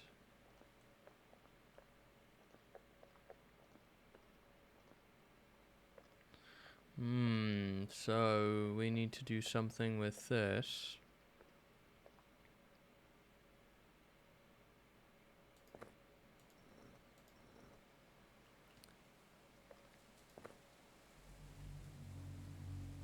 That's definitely the right symbol. Then if we go to the right here, there should be a symbol that looks kind of like a flame. Is it that? The sun? Yeah. Then the next one is like a triangle.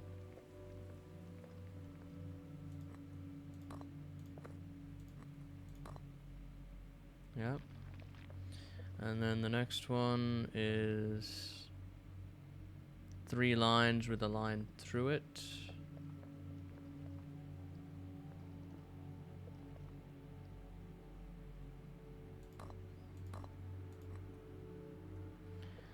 And then this one is like a circle with 3 dots.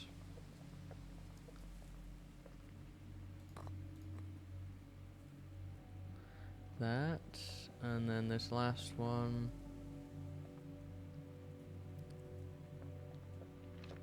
I don't really know what that looks like, but I can match the picture. In fact, it's already matching. Is that not right?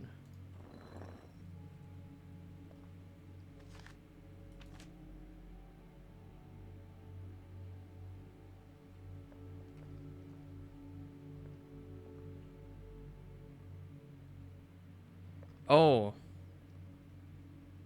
there's symbols on top of these as well.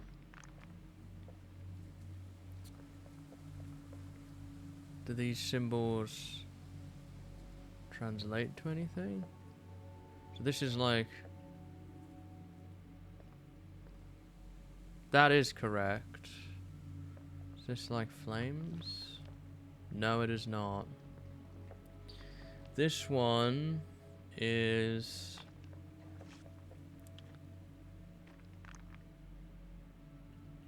It's like an S shape with 3 lines through it. That one is the 3 circles one. Yep. This one is a square shape. That is the 3 lines with a line through it. And then... What's this here? This one is the flames. The flames are the sun.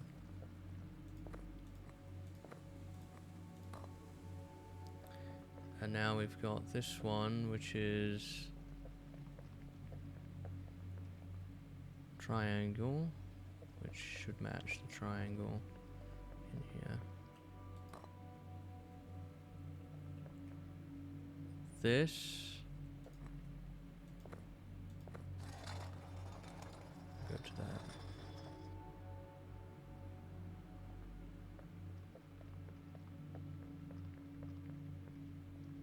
That must have opened something.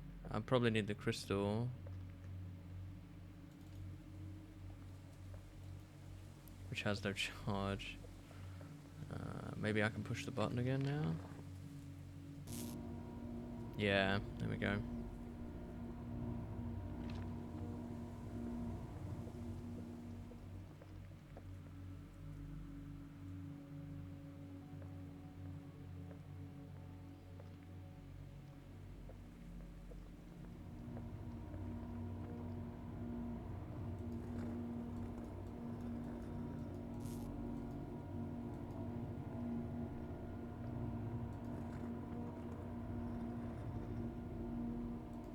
Now I actually have to move these.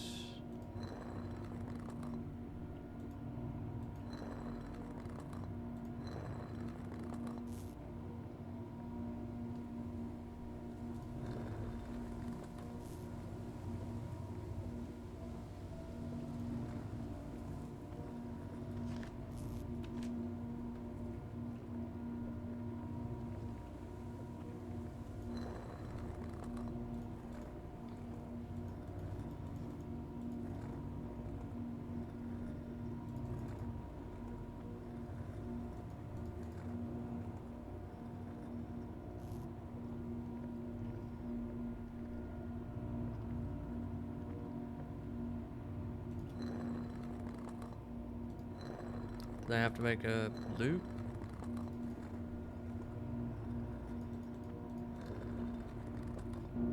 Yeah.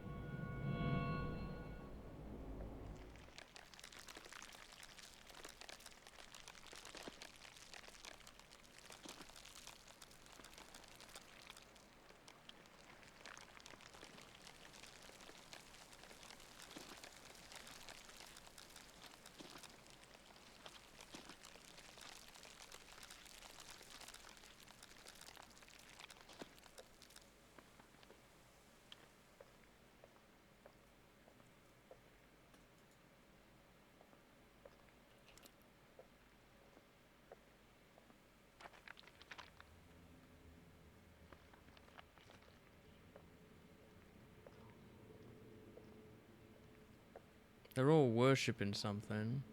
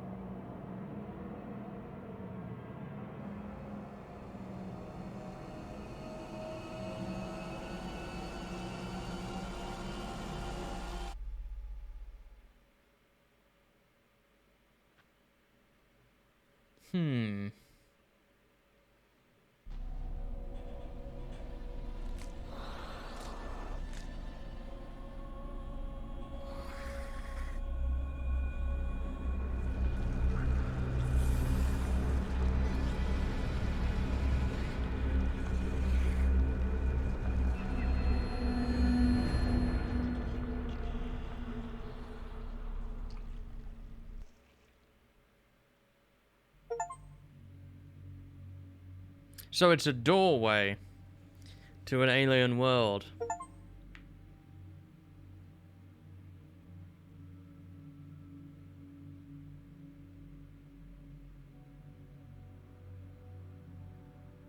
I think that's what it is. It's a doorway to an alien world, been sealed away for eons.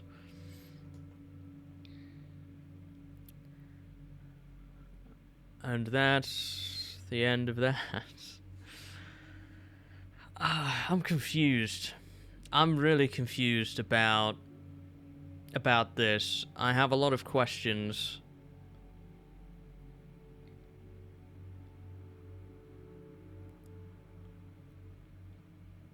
I get that there's these things around the world called Conariums, which were built by ancient people.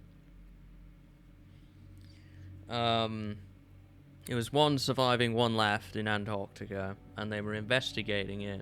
They had built their own mini one, which enabled them to communicate with, I guess, the species. So I'm wondering if that is where it was kind of bleeding through a little bit. I get that they shouldn't have been messing with it, and probably if you do go through, you become one of the lizard creatures or whatever. Game results.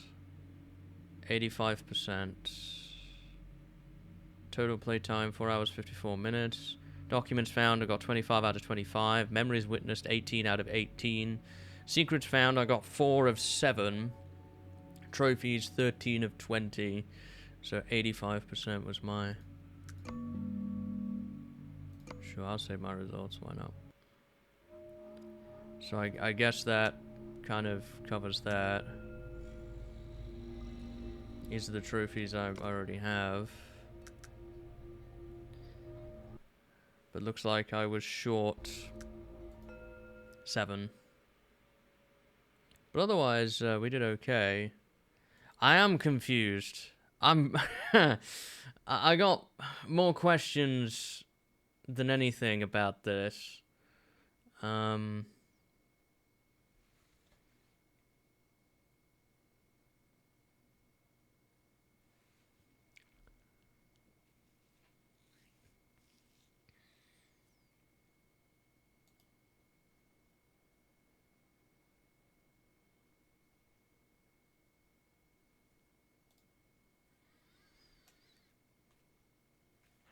I'm trying to read the, like,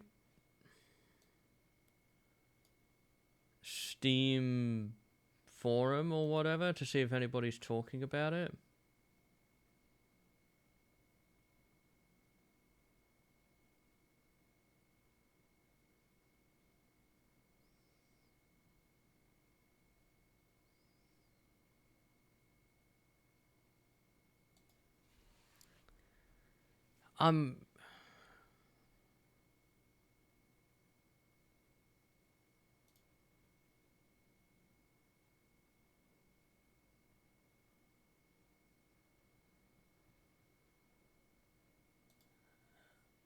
I'm confused.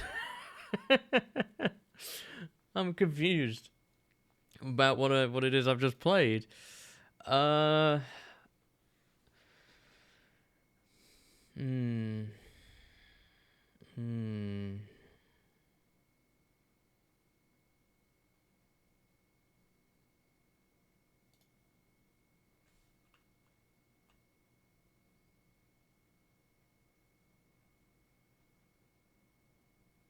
Apparently, it is based off of Mountain of Madness from H.P. Lovecraft.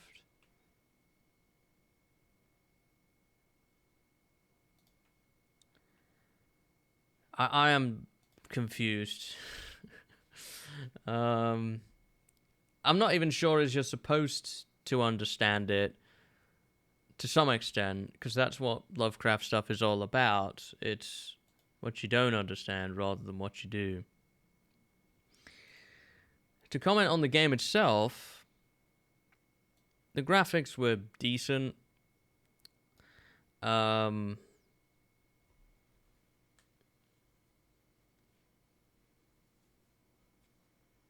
was a lot of things not explained. The thing on your wrist was never explained. I'm not really sure what the point of the head was at the beginning of the game. The story was interesting, but confusing. I thought they did a decent job with the puzzles, but it kind of dropped the ball at the end a little bit. Two of the last three puzzles became very confusing. I'm still not sure, even now, what you're supposed to learn to get through the door. I could imagine with enough trial and error and the note in the desert section, you could probably figure it out. The final puzzle was okay. That was obvious enough. But yeah, I get to the end of this game quite confused about what it is I've just played, which is not dissimilar when I play other Call of Cthulhu type games here, or H.P. Lovecraft games.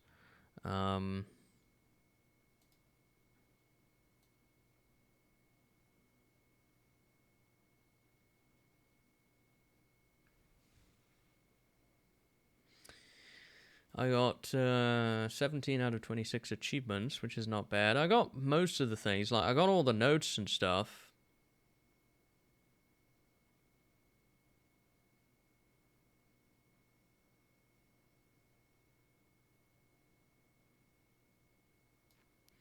But, yeah, the music was tasteful. Not much music, but tasteful. Had some strange sections where you had to run from monsters or whatever that... I don't want to say they were out of place. It was just a bit unusual considering the rest of the game had been very slow-paced and very cerebral. That there was like 2 minutes of action sequences just to change things up a little bit, maybe.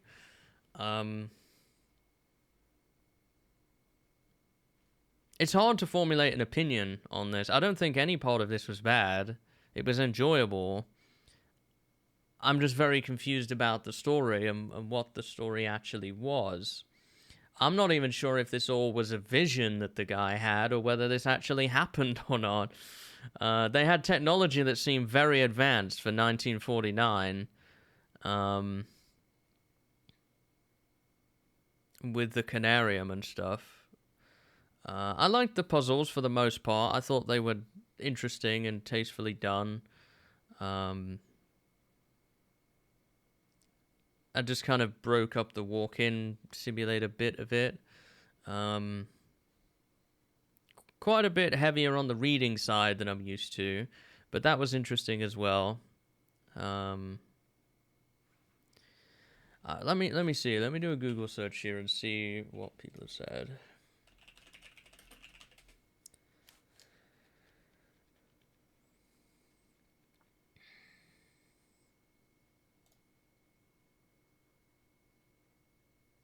Conarium is a chilling Lovecraftian game which follows the gripping story involving 4 scientists and their endeavor to challenge what we normally consider to be the absolute limits of nature.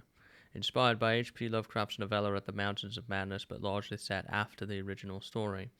You, as Frank Gilman, open your eyes in a room full of strange pulsating noises, patterns of light, executing a dance macabre on the wall, is presented by a queer device on the table. Having recalled nothing other than you're in Upperwatt, an Antarctic base located near the South Pole, you find the place deserted, and you have a distinct feeling something being terribly wrong.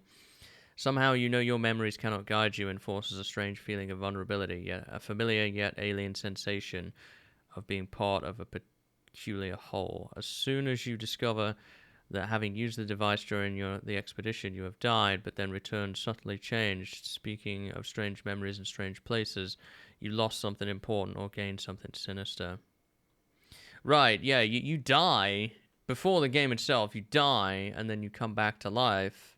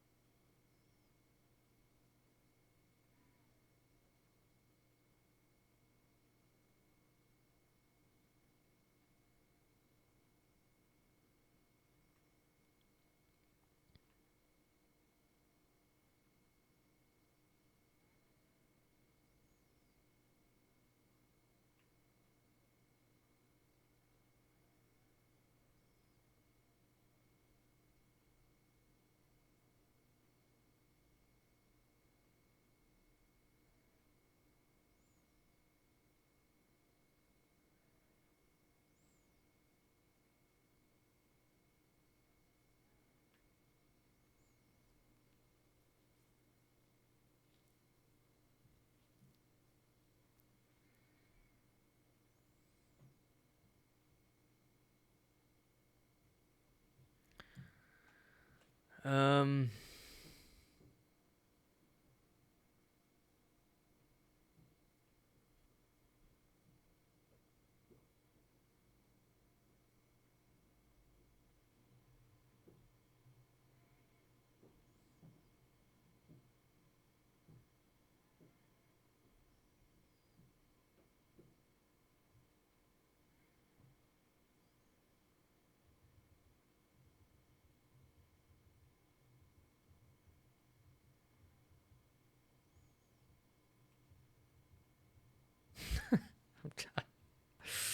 Yeah, I don't know. I couldn't tell you. I couldn't tell you. But the gameplay was fun. It was engaging. It did keep me interested throughout the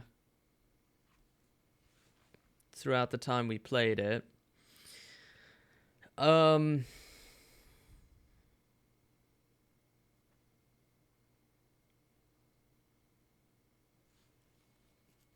Its music was tasteful. Its voice acting was decent. Some of the better voice acting that I've encountered. It was paced well. It was probably about the right length. I think you'd probably have a lot more of an understanding of this game if you'd read Mountains of Madness before. And maybe there's just things I'm missing here. But otherwise, I don't know. just I don't know. I don't know what to say, to be honest. Cool, I guess. If I was going to say anything to the devs as far as this game goes, maybe take a look at the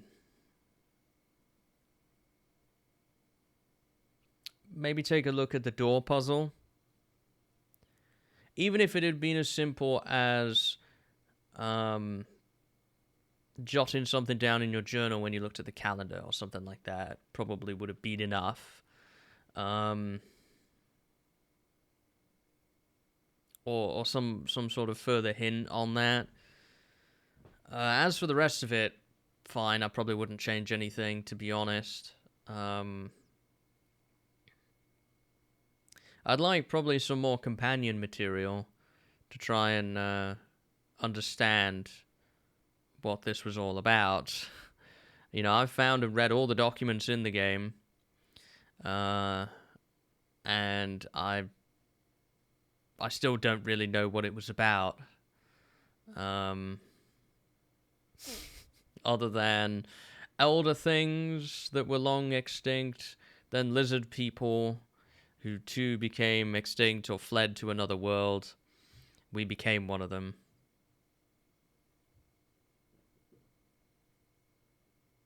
QWOP, I don't know what that is.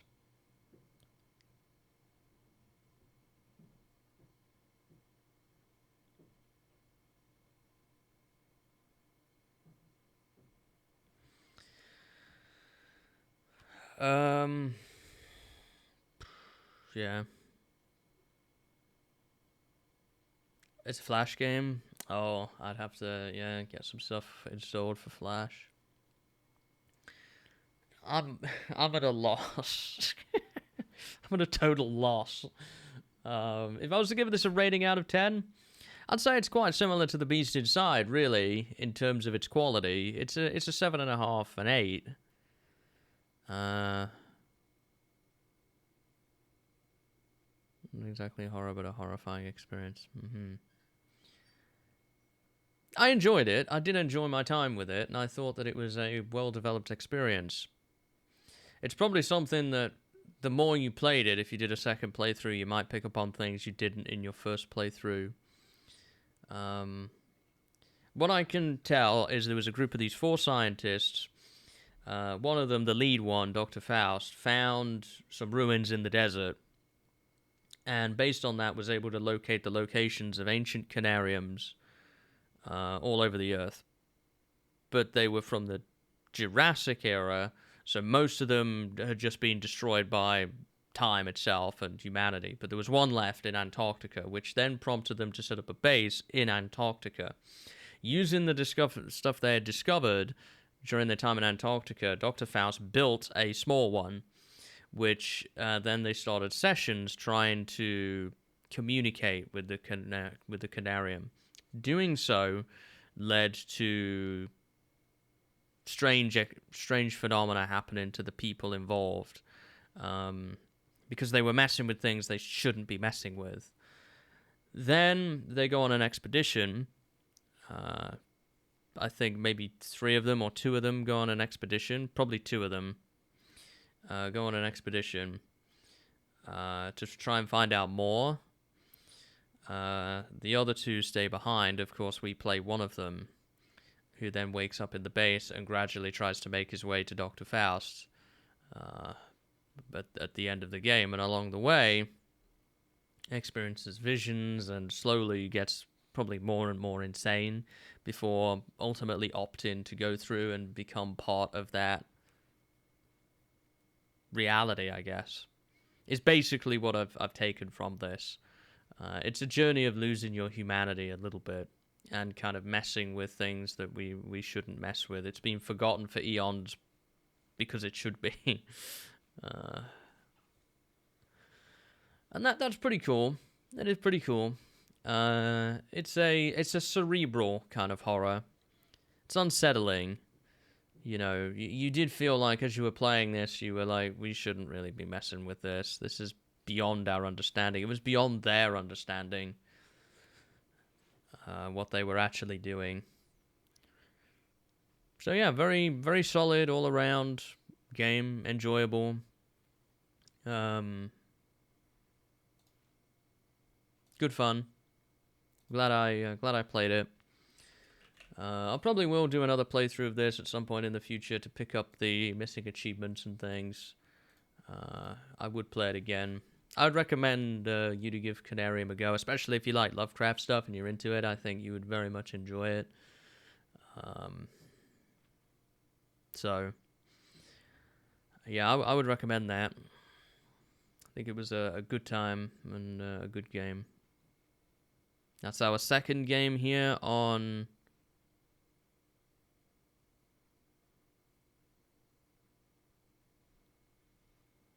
Fright Nights 8. Could have some background knowledge if it's about a certain Cthulhian being or just ancient beings in general. I think it's about ancient beings in general.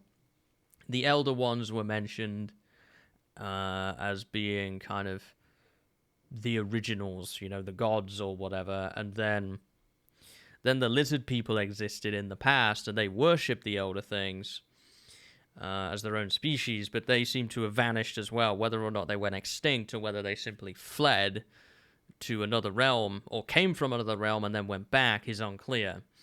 I think it's implied that they were from another world or another dimension, from what was mentioned, and they ultimately retreated to that place and left their structures abandoned to time. Why that is unclear. Whether there was some sort of ancient war, whether things on the planet changed that they could no longer live, it's not super clear. It might have been mentioned somewhere, but I didn't pick up on that, if it was or if it was not.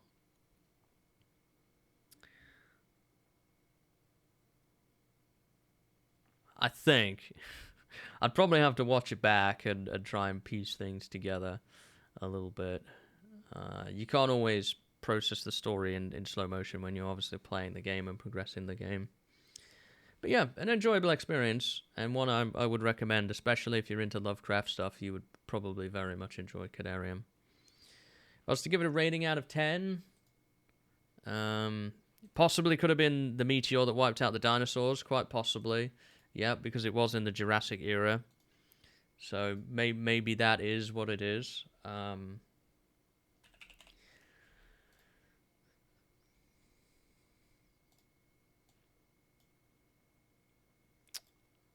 I gave The Beast Inside like a 7. I'd say Beast Inside was like 7.75.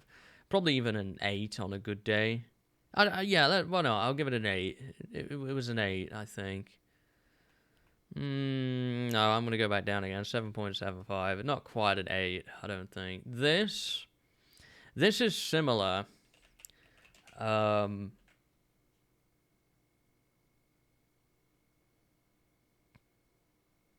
which one did I think was better, The Beast Inside or Conarium? They're very, very similar in terms of how much I enjoyed them and how much I think that they were. I think that Conarium, again, similar to The Beast Inside, it was good at everything, right? It had a solid base, story, gameplay, puzzles, voice acting, music, graphics, all that stuff. It was everything was good, but I don't think any one thing was exceptional, which stops it from scoring like a 9 or something like that. So I think I would probably give this slightly lower than The Beast Inside, just because I had a little bit less idea what was going on. But still, 7.5 out of 10, very worthwhile playing, good, enjoyable experience. I hope that these developers make something else, because it's clear that they're very talented, and I'd be interested to see more from these developers. Stormling Studios, have they made anything else? They have. They have released several games. They have released Darkness Within 1 and 2, which are older games now, Lovecraftian point-and-click type games. And they also released Lunacy St. Rhodes, which came out on July 27th of this year. This is a first-person psychological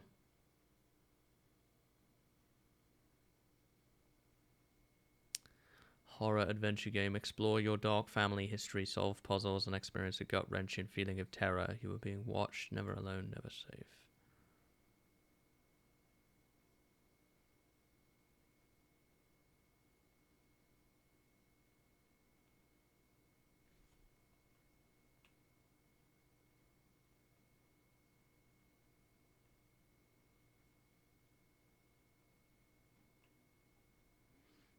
Yeah, so I'd be interested to see what these devs come up with.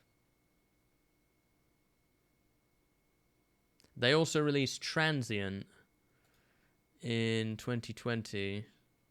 H.P. Lovecraft meets cyberpunk. Delve deep into a dystopian world and investigate what is happening to you and your friends in a domed city. Solve puzzles, hack systems, and just plug in to explore other dimensions. Discover a truth that might tear apart your sanity and question your very existence. I have heard Transient is very good.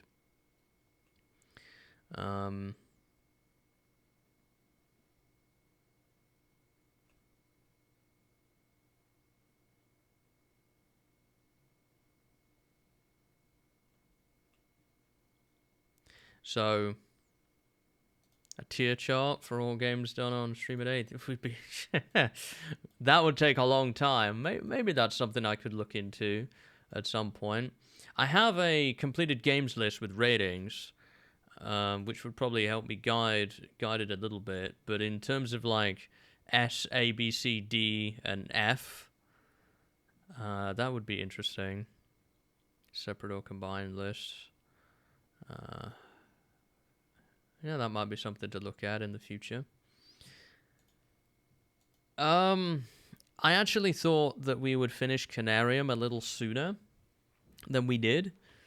It took a little longer than I was expecting. I don't really think there's time now to do another game.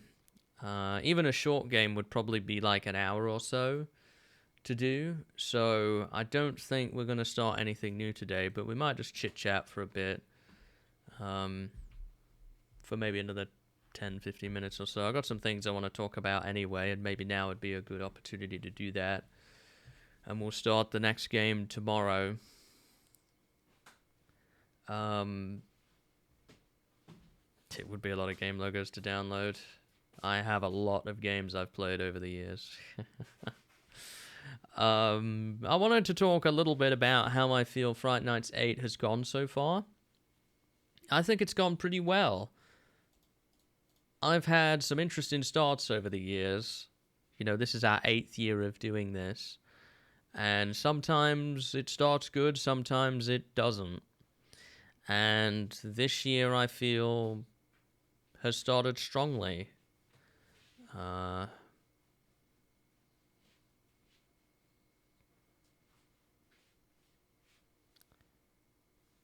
I'm looking at the games I've done over the years in different Fright Nights.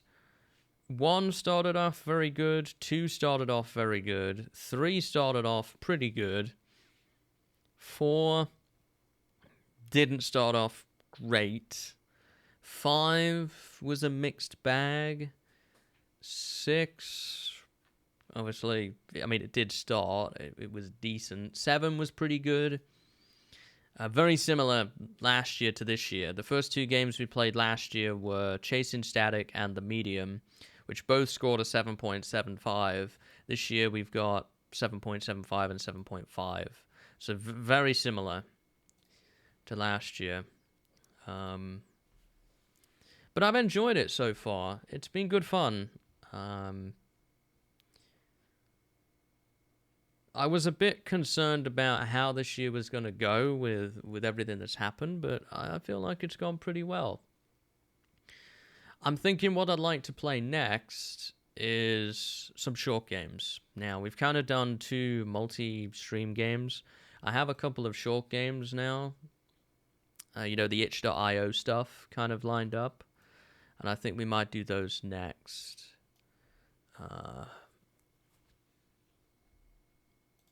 And do some shorter stuff for a bit. So that will probably be tomorrow. I've got a couple of those games planned.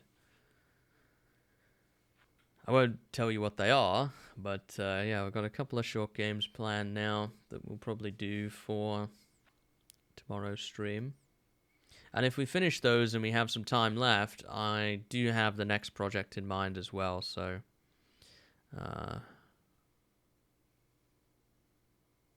I like to kind of vary up the horror. But yeah, we've had a solid start. Hopefully that continues.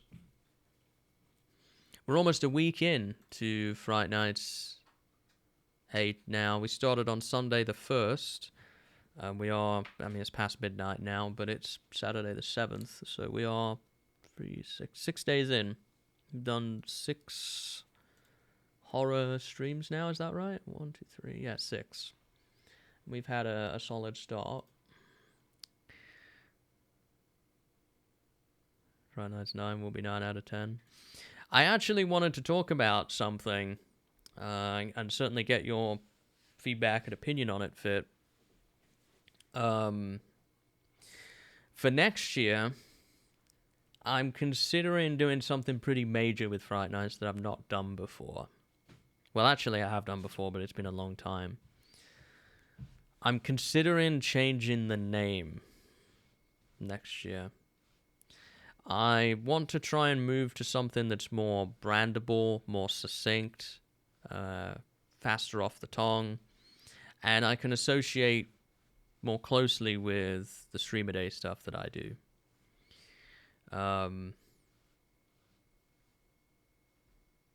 I think Fright Nights is good, but I think it's just a little bit generic. Like, if you were to look at a YouTube video, Fright Nights 8, I mean, that could be for basically anyone, right? And I've been toying around with the idea of changing the name. And the name that's floating around right now is SpookADay, which I think could be a good one. That's not a solid, I'm definitely doing it. It's something I'm toying around with. I looked at other possible names. I didn't think FearADay was very good. And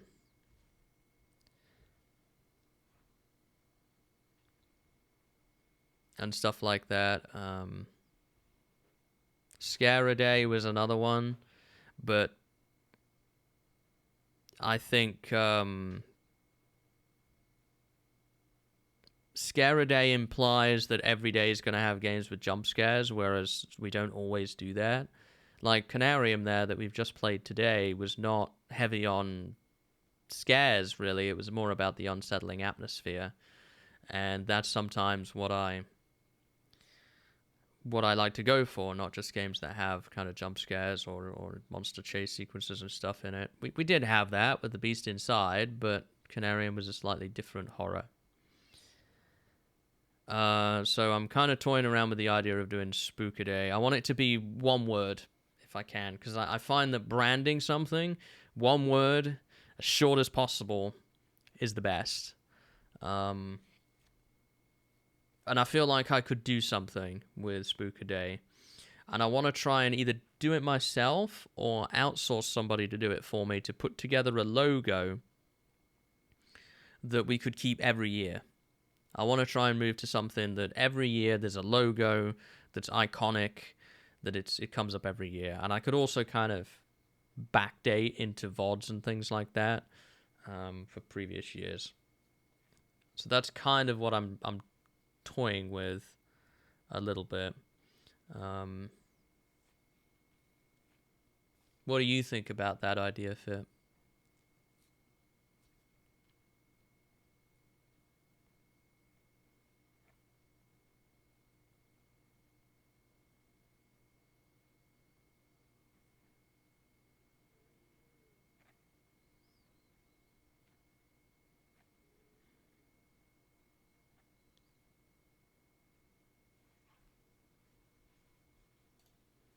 I don't know what the delay is like between me saying something and you seeing it. Yeah.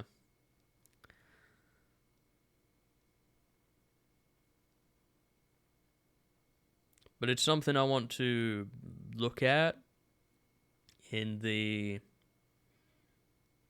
off months.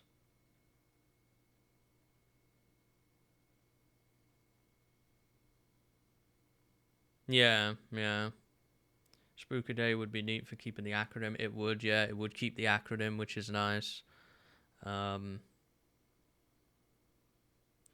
If we wanted to shorten it and differentiate it from StreamADay, which is sad, we could call it SPAD. So that there's still, there's still elements of that. You're getting some buffer, I see. That's unfortunate. Yeah, so I think I might go for that, or at least prototype it. And maybe try and get a logo or something put together. I have been looking around for fonts and that type of stuff as well, to try and design something, or create something. I might even go for something completely original, which doesn't use an existing font, but something I make myself. I've kind of done that before with the Don't Fret logo and stuff. And this kind of brings me on to something else I'm toying around with the idea of, and I've not committed to whether or not I'm going to do it for sure yet. But a potential project for regular StreamADay. This is just for regular StreamADay. This isn't a Fright Nights thing. I'm considering learning some game development stuff and looking into Unity and maybe following a tutorial series or something and streaming it and doing some game dev stuff. I've got reservations about it for a number of different reasons. Deep fake the logo every year. And one of the reasons I want to learn that is I'm trying to come up with more and more creative ways of designing things like Fright Nights themes, and I've kind of hit a bit of a brick wall now. Having done this for 8 years, I've exhausted a lot of what I can do, mostly with, Photoshop and Premiere Pro and so on. My inspiration well has run pretty dry. But if we were to learn something like a game engine, that would open up a whole new set of doors for me to create things. Possibly even create things that you, the viewer, can interact with during a countdown or something like that. Which I think would be interesting. And I think it'd be fun to learn. I'm not learning it because I want to make games or sell games or whatever. I just want to create little cool experiences maybe and just learn something new. If I don't choose to do it on stream, I might poke around with it by myself anyway, learn a bit of Unity. But in order to do that, I would have to take several other steps to get to that point, which is why I'm a bit unsure about it, because I have very, very limited programming experience. I would need to probably learn Python to get a feel for programming again, then learn C#, which is what games in Unity are programmed in. But it might be something interesting. It would be something different. Kind of a creative outlet. Maybe we could put together something on stream that would be interesting. I'm not really looking to publish anything or sell anything. I'm just wanting to learn a new skill, really. It kind of ties into the idea I want to mess around with the Bryce stuff at some point as well, and do some CGI type stuff, because I've never done it. It'd be interesting to mess around with it, see what we could come up with, and it would give us, you know, more creative options for future Fright Nights or future regular SpookADay themes or whatever, which I think would be cool.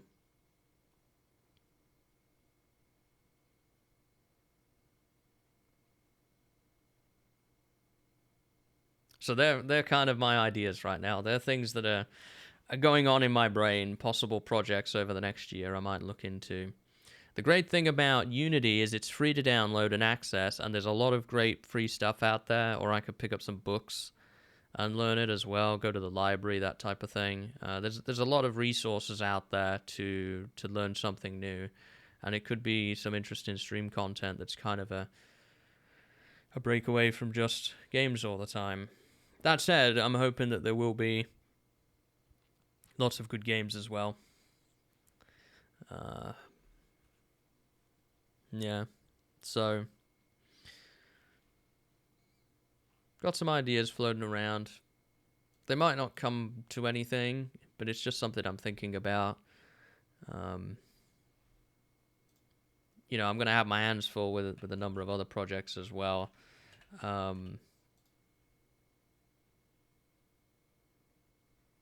Deep fake the logo. If you sent anything after that, no. You mentioned you'd been taking clips. I don't see any clips in the list. The last clip I see is from Minecraft 2 months ago. So if you've been taking any of Fright Nights, I don't have any.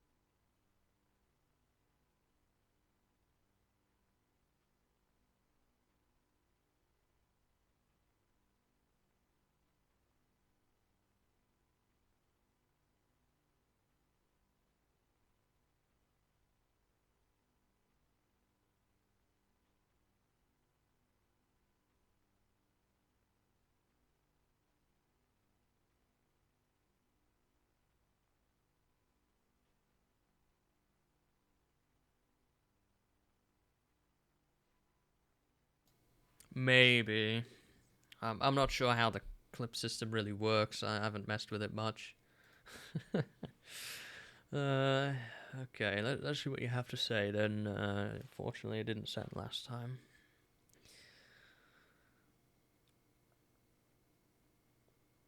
And while I wait for Fit's message, I do want to say that there is still going to be plenty of good stuff to come this month, and some pretty exciting stuff to follow after Fright Nights 8 as well. I do want to play Spider-Man 2.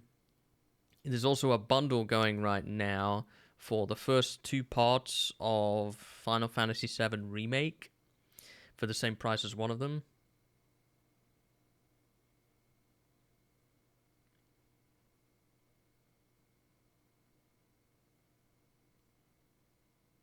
pretty much exactly along my lines of thinking, Fit, is something like that. Like a quick demo or something. First-person dungeon crawler would be cool. You know, possibly even a 2D, you know, little... I don't want to say platformer, like you have to try and get to the end of the stage. The stage doesn't move, but maybe like there are waves of enemies. Think like Terraria, and that one event in Terraria where enemies come out of a portal at you or whatever, and the character has to try and survive, you know, and if there was some way I could tie it into maybe cheer points or whatever, you know, people can cheer to summon stronger and stronger enemies or whatever, and... you know, we see if the character can survive or something like that. Kind of like a wave-based thing would be cool. Something like that would be interesting. And it would, you know, it would be interactive, and it would give us a use for all those darn channel points that you accumulate, you know. I would like the countdown to be interactive more than it is. I think that's the next step, really, for where we go now.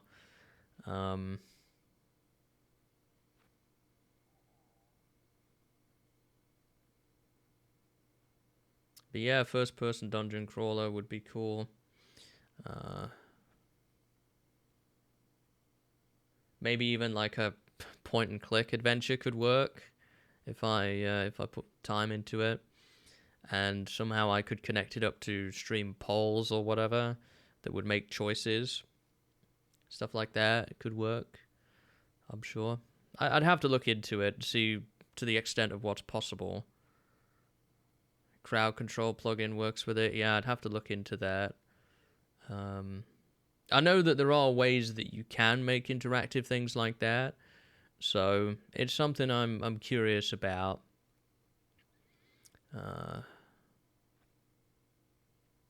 Yes. I'd be very interested as well in, you know, even if it's not completely interactive, you see sometimes some of these game menus and stuff, I think they would look fantastic for Fright Night's countdowns and things, and being able to model and make my own would be really cool, even if there's not much to it. I could attempt to have a go at making some sort of backrooms type thing, which would be cool.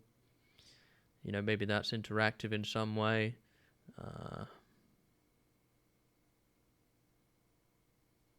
Yeah, it's something I've got some thoughts into.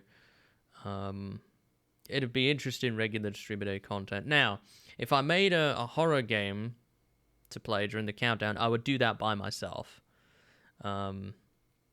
Because if I developed it on stream, a lot of the fun and the excitement of it would have worn off by the time I actually do it. But in terms of just like learning the game development program, the software, and maybe coming up with some other things for regular SpookADay, I would do that on stream.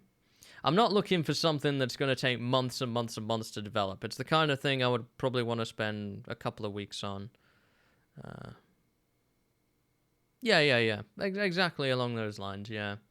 Something that's animated, you know.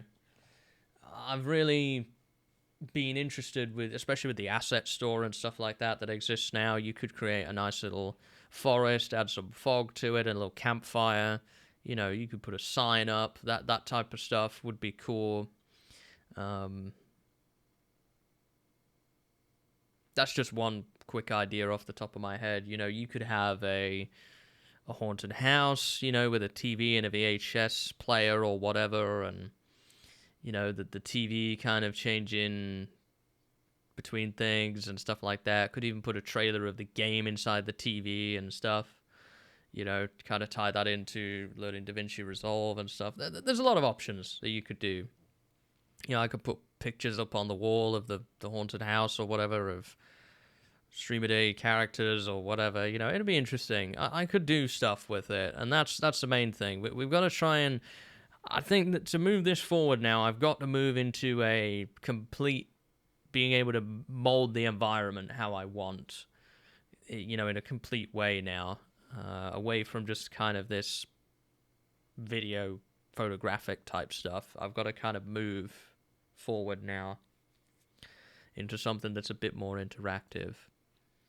like I say, I haven't quite decided yet how I want to go about doing the logo. A login screen. Yeah. I've thought about doing something like that in the future, sort of designing a StreamADay theme based off of an old Windows or something. That might be something I'd do in the future as well, as, you know, do like a Windows 98 desktop, maybe with a little game that people can play or something like that. Have like the old Winamp style music player for the music I've got playing and stuff. There's a lot of options, a lot of creativity that you can dip into with that. So there's a lot of untapped potential, and it's something I want to maybe tap into. But like I say, in order to pull that off, I'm going to have to do a lot of different things. I'm going to have to probably learn Python and C# to start with. But I'm going to have a look and see what resources are available. There's a lot of great tutorials on YouTube. There's stuff like Skillshare that exists. There's books that you can get that will teach you stuff. There's a lot of great resources on the Unity website to actually get started with game development. They've got some free courses and stuff that you can take. And once you've done all those courses, I think you can even take an exam if you want to, and you can get like qualified in it, and you can actually get a certification thing. Yeah, either of those would work.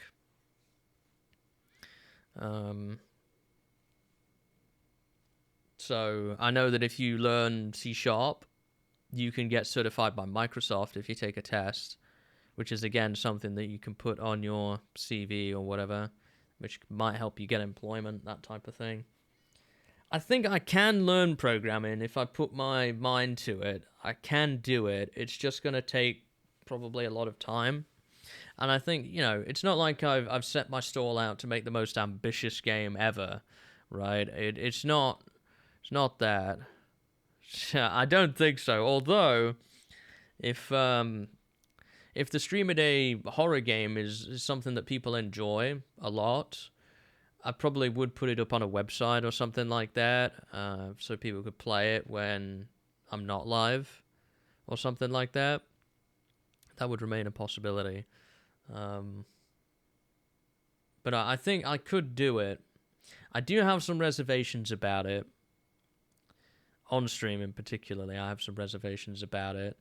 I've not had the best experience with doing stuff like this in the past, albeit it was a very, very, very long time ago, to a point where, you know, I mean, it was 8 years ago I last messed around with that kind of stuff on stream. So maybe things have changed now. We'll see. Like I say, I'm probably going to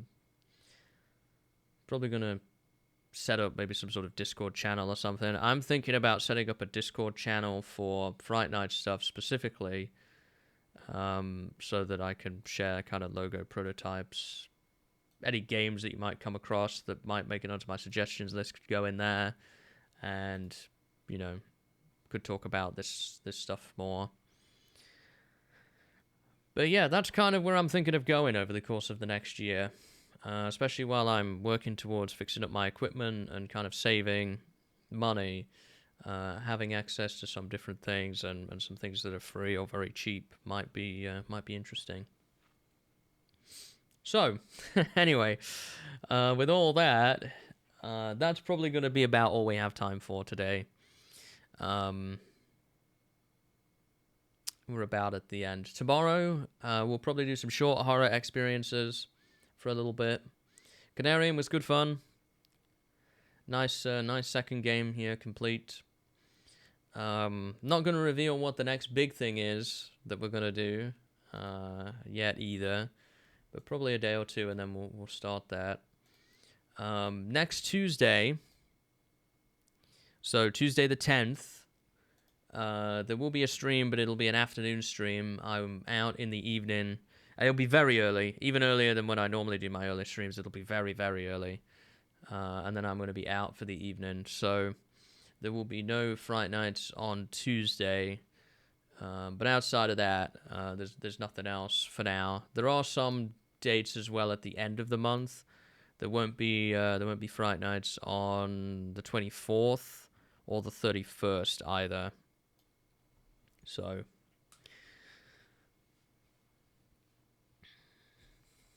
we'll either do some overtime or, we'll figure it out. Depends if I have games left. No more dodgeballs. Yeah. No, I've got some stuff from a different developer in mind. I'll say this for tomorrow. They are 2 short games available on itch.io by the same developer, and they look pretty good. One of them I intended to play last year. The other one, I happened to notice that they had released this year since, and they seem kind of interesting. So, yeah, there's probably going to be a little bit of short stuff for a little while before we start our next big game. I think our next big game, depending on what I choose to do, depends what you count as a big game. If it's anything that's 3 or more streams, if we count that as a big game, 7:30 or 8 a.m. You should be around then for when that stream goes out, yeah. The next big game is probably going to be 6 or 7 streams that we do. So, to give you an idea, we got the big one coming up soon. We got that to look forward to, which I'm quite interested in. I think it's going to be a good one. But we'll do some short stuff for a while first, I think. Maybe I'll do some like medium-length games like Conarium as well. We'll figure it out. Anyway, I'm going to wrap up for now. I'm going to get something to eat and then figure out what I'm going to do next. Thank you for watching. Hopefully you've enjoyed Fright Nights 8 so far. We will continue tomorrow with those games. Alright? Have a good one. Take care.